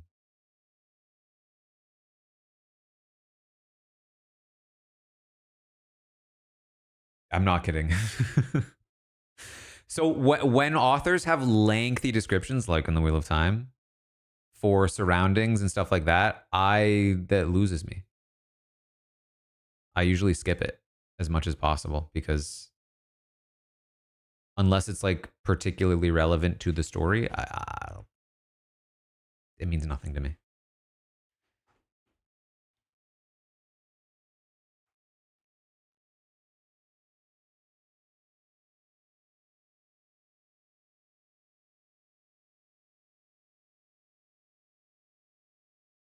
Um, so I mean, I'm sure that it impacts me as a writer. I did try. I mean, yeah, I mean, like in the book, there are probably very few times I describe someone's appearance. I think I described Matt Hoffman's appearance because I felt it was relevant to his personality. Other than that, I don't think I did. Um, when I described people I was talking about, it was way more about like how I see them, their vibe, their personality. I did occasionally have to say this is a white man because it was relevant to what they were saying.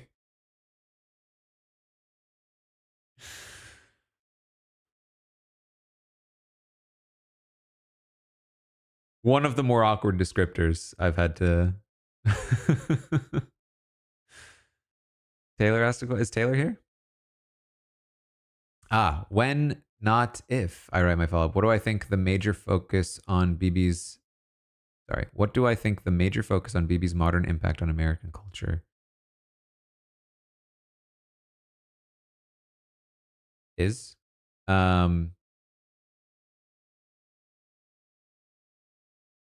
Like, what is like the biggest impact? I really need to. Steph told me to do this and I forgot to do it. I need to VIP Taylor so that I can more easily see her comments. How do I do this? Community roles.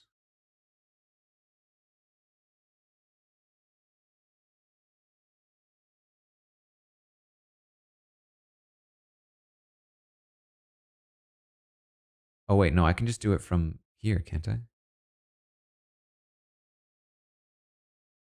Maybe not. I'm so bad at Twitch. It's actually embarrassing.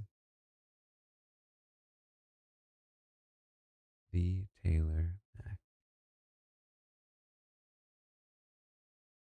All right, hopefully that worked. You also have to like manually type it in, and then I'm always just concerned that it's like gonna be the wrong person.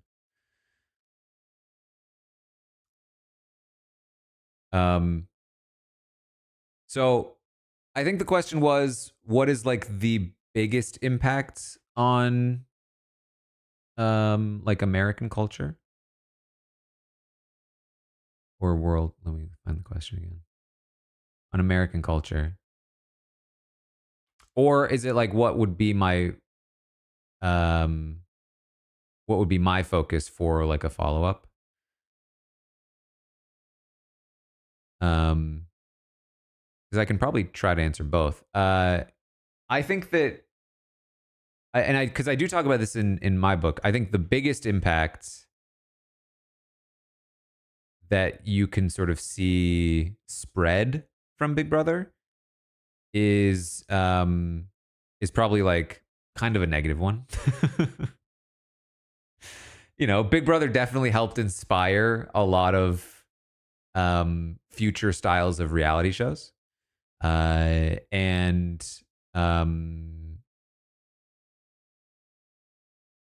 I think that like the further you go down that rabbit hole, the worse things get. I think that like there's probably a world where you could tie something like The Apprentice to having been influenced in some way by Big Brother. But I do also ask the same the question of like, you know, how does that mean that like something like The Apprentice wouldn't have existed if not for Big Brother? You know, was Big Brother the spawn of this, or was it an inevitable stop along the current that was already coming? You know what I mean?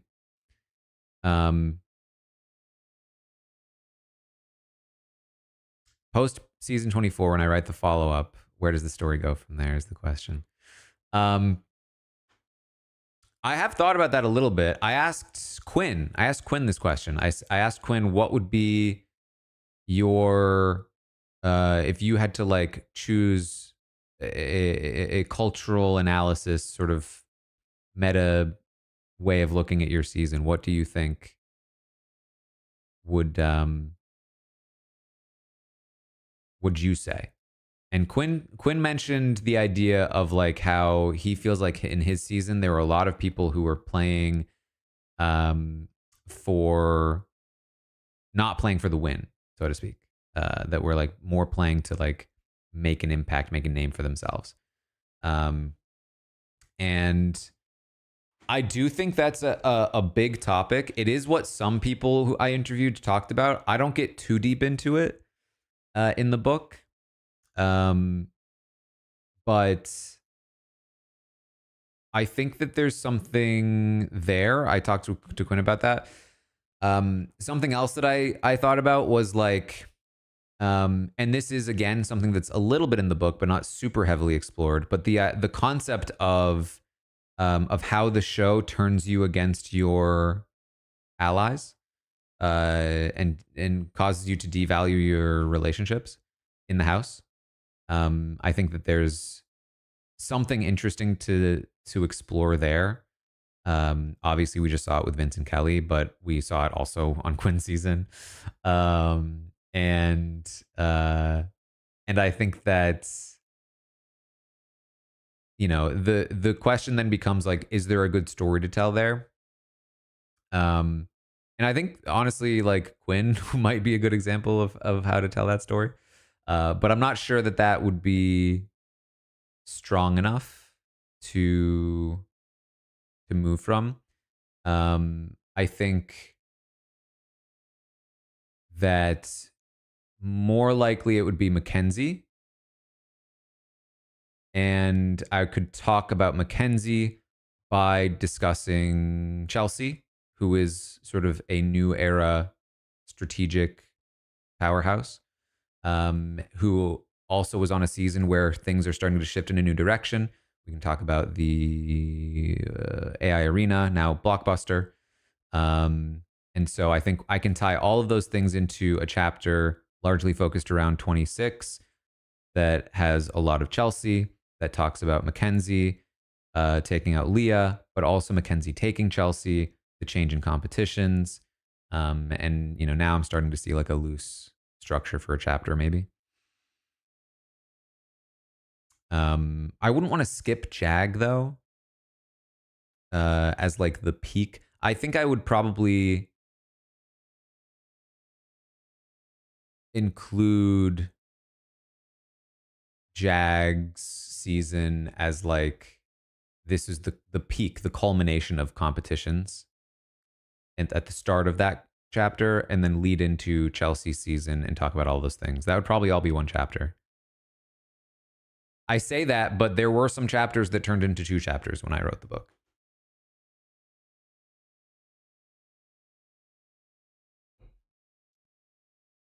But that's basically how I wrote it. I never want to just be talking about one thing at a time. I want to make sure that every story I'm telling uh, is part of one greater thing within the chapter. Um, if possible, at least. Uh, so anyway, good question. You got me thinking. I don't know why the feeds are cut during dinner. It's wild. I do mention 9/11 for BB2. Yep. Definitely a huge portion, not portion, huge thing that happened, obviously in the country, but also for the show. Um, COVID, I actually didn't talk too much about. No,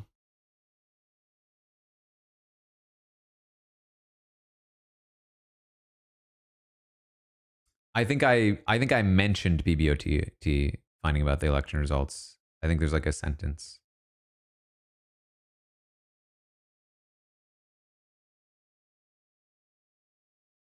Um,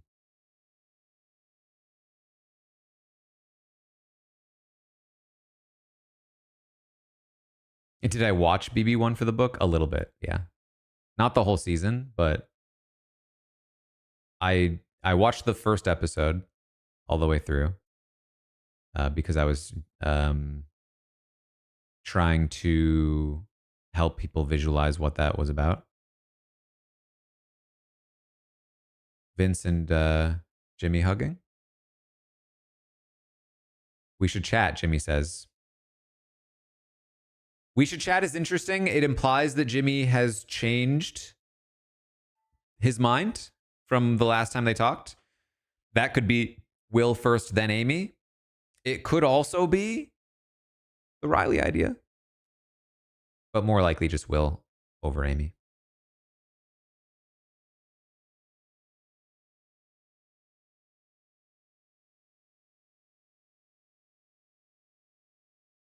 Which mainline season was talked the least about in the book?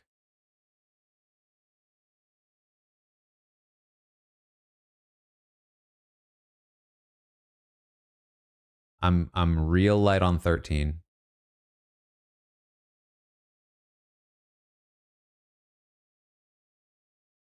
18 got like a sentence probably.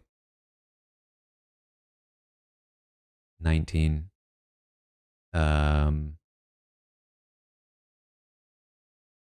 22.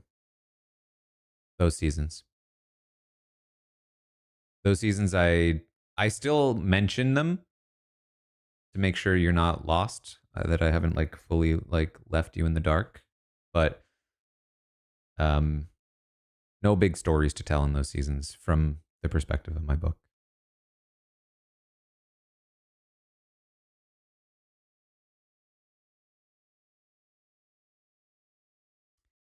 Did I cover? No. So Matt was BB25. So I actually do refer to season 25 a couple of times because I was writing the book still during that season, but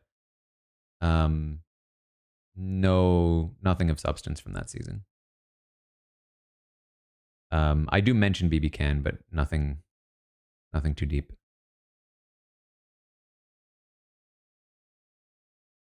Actually, BB Can was canceled while I was writing the book. So I think I actually went back and updated some of what I said about BB Can to include the fact that it was canceled.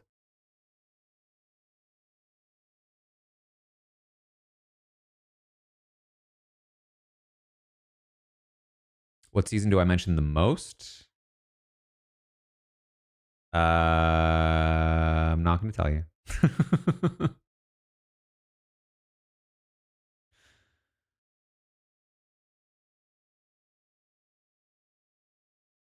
I would say there are, because people are asking about the controversies like season 15. I would say there are two main chapters dedicated to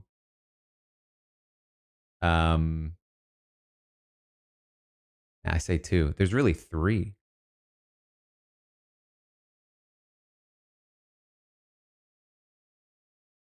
Three primary chapters dedicated to what I would call controversial things.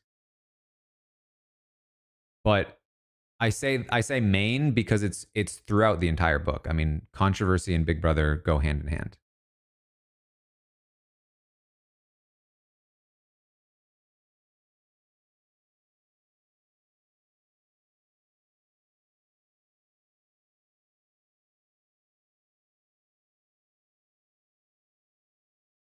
Maki's curse finally got BB Can, yeah.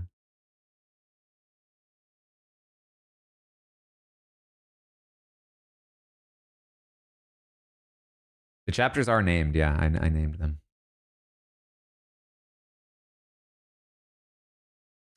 Some I'm proud of. Some are, I think, fine, in my opinion.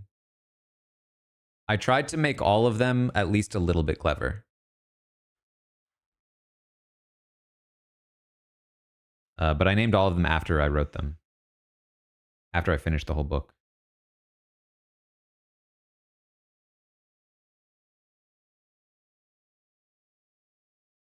Yeah, like I would say There are some that I really like. There are some that are just obvious.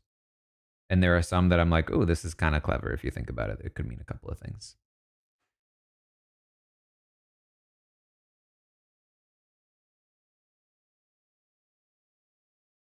Shash, thank you for the subscription. Welcome to Robot Army.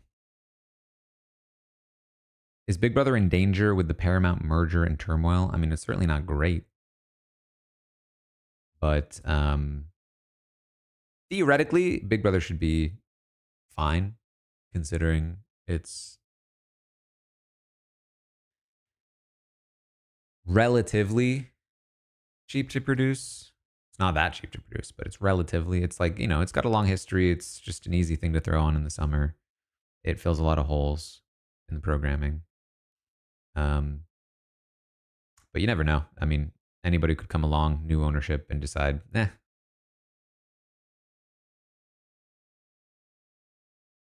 Is there anything that got cut that I think could have made the final edit? Honestly, not really. That was the thing. Is I expected my editor to cut things, and she told me to add even a little bit more. I think I said this before, but basically, I turned it in, and the response was, "This is great. I love the stuff about you. We have a little bit more of that." And so I was like, "Fine."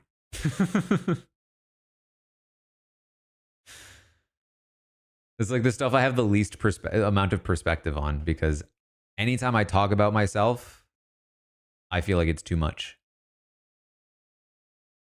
And I had really already felt like basically there's I'll tell you a little story. In one of the early chapters, I recognize I'm writing this book. It should have personality. I should explain my own personal connection to this and why this is meaningful to me, because that will hopefully help explain why it might have been meaningful to other people too, right? So this is like a firsthand example, and so I went to write the headlines of why it was meaningful to me. Headline being like, I mean, I'm not going to say because I don't want to spoil it, but basically like, this was meaningful to me because of X, because X happened to me, and therefore you can see why this would have been good. And then I was like, that's not interesting. That's not an interesting way of saying that. Like, I'm just saying it point blank. Like, where's the story in that? Like, where's what makes that interesting? Like, I want to show, I don't want to tell. And so I detailed it a little more. I was like, I told a small story to explain what the thing was that then made me relate to the thing. And I was like, well, now I'm just half-assing a story. So I was like, oh, okay. I just need to, let me just try it. Let me just dive in and tell a tiny little mini story about my childhood. Deeply, I mean, I didn't get into the traumatic parts, but, you know, a relatively traumatic part of my childhood. So that I really make you hopefully feel what I'm talking about, and then subsequently you understand why this thing meant so much to me. And that is ultimately like where the stuff about me comes in, I hope, which is by telling a little bit of my story and seeing how Big Brother related to me and how I related to Big Brother, you understand it just a little bit more, and you feel a little bit more connected to the book and the story I'm telling.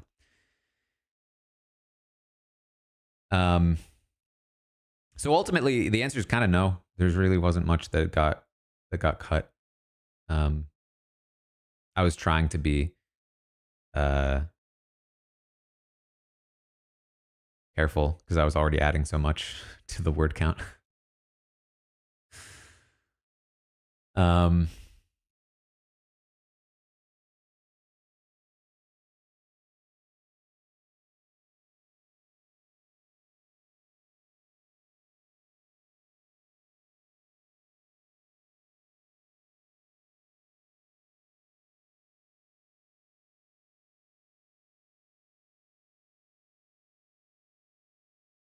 Definitely a lot about social media impact. Yeah.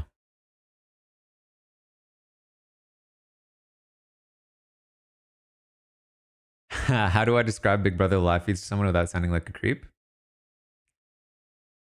That's all over. That is one of the basic premises of the book. If you heard me read the first paragraph, you know that I start it basically with that.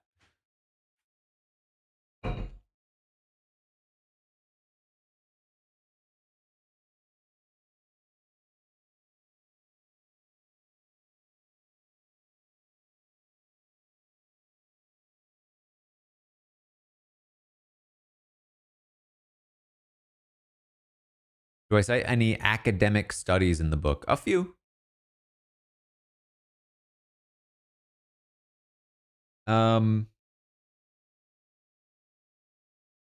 Nothing too serious. You know, it's not, a science book or anything, but uh definitely a few.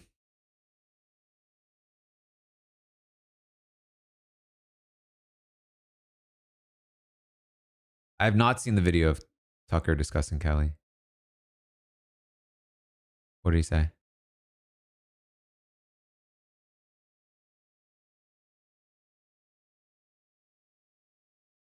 If the execs at Big Brother read my book, what would I want their takeaway to be?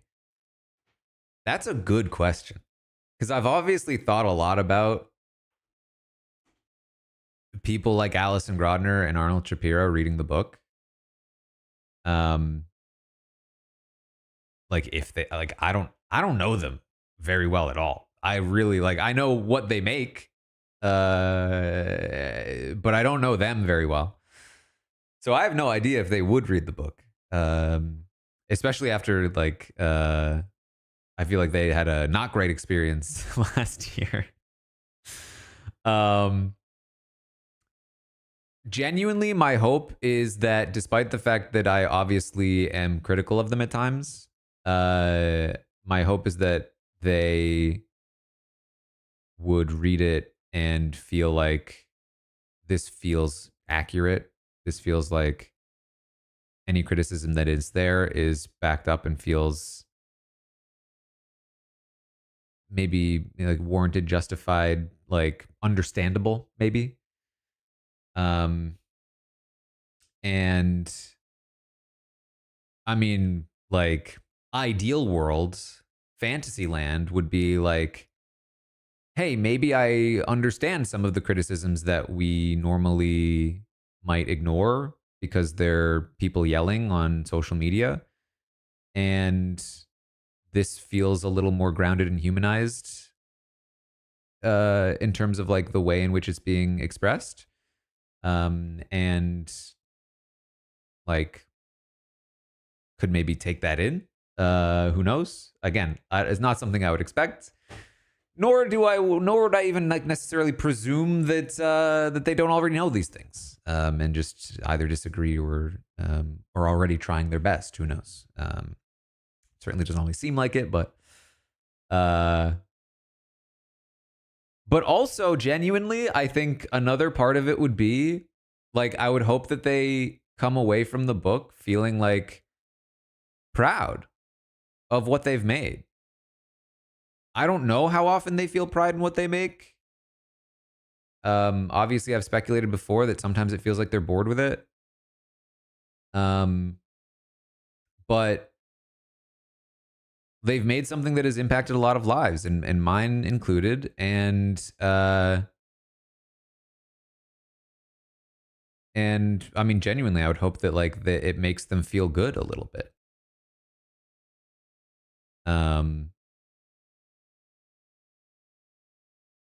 I feel like if I made something and somebody wrote a book about it, and it was the book I wrote, I think I would feel really proud. I think I would feel really good about what I made. I would also feel probably the same way I do right now when I make content about the show, which is it's not all good. there are bad things about this thing, and I don't know how much I'm contributing to that. But I think I would also feel it's kind of cool. kind of cool that I'm a part of this. She said she looked too much like Lisa for him to support her. I heard that. I thought that was a joke.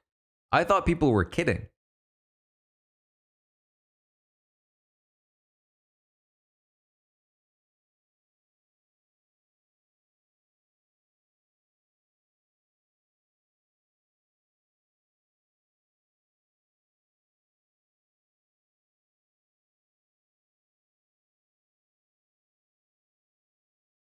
It does feel to me, again, this is like pure speculation. I've never even spoken to these people. But it feels to me like with season 26 and now this season that they are trying harder.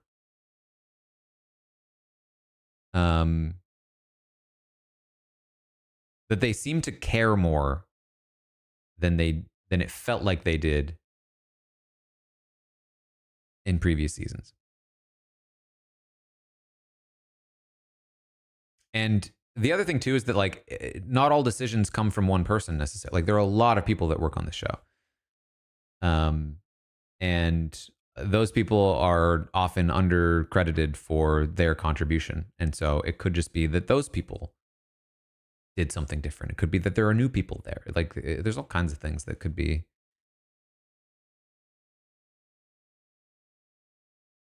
going on.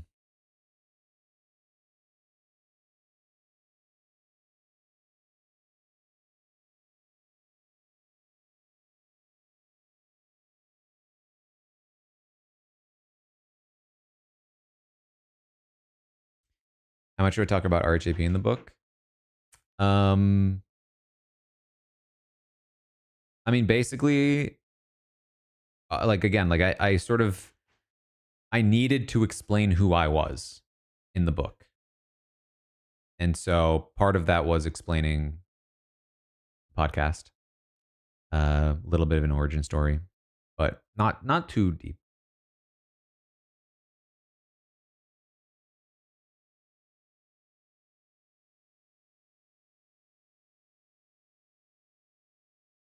Don't understand why they're making the feed so much worse by taking away flashback and making them low quality. I don't know either. I don't really like. I don't really get it.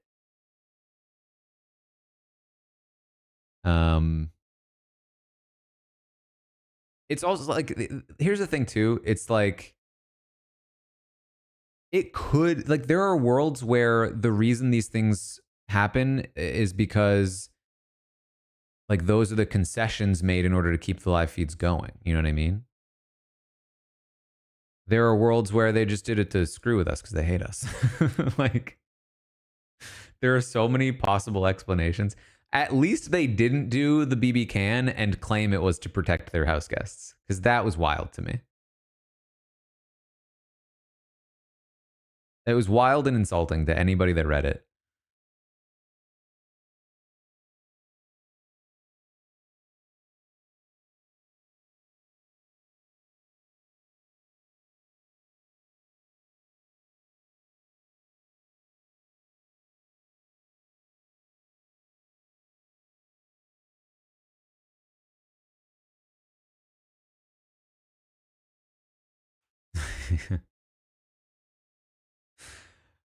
For the book, I did. I read the first time that the BBUK took away the feeds, and they did describe it, I think, as like we're evolving the way that we provide content. We're exploring new options, new areas.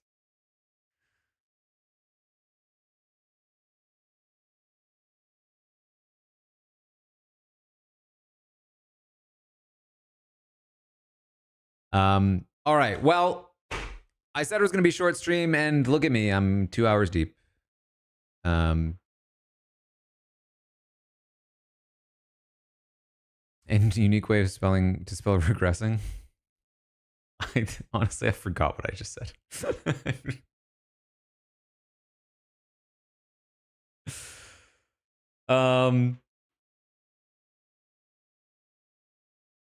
What was I just talking about?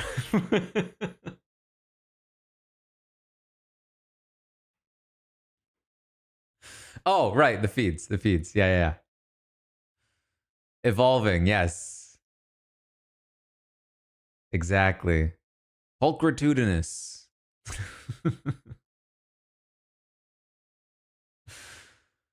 I really should have taken a nap today. I've been taking naps every day. Something happened to me yesterday. This is the last thing I'm going to say before I end the stream. Um, I took a nap. Usually, like 20 minutes are my naps, and they happen because I literally can't function. I lose all ability to do anything. I'm too tired. I like lay down wherever I am, and I fall asleep for 20 minutes because I'm sleep deprived. Those are my naps. Yesterday, I took a nap, woke up 20 minutes later, was like, woof, man, I'm tired. That knocked me out. Didn't get up, and then took a second nap right away. Back to back naps. Never happened to me in my life. I take one nap, I'm awake now. I couldn't sleep if I wanted to. But yesterday, a second 20-minute nap. Immediately. Go to bed, it was like 1 p.m.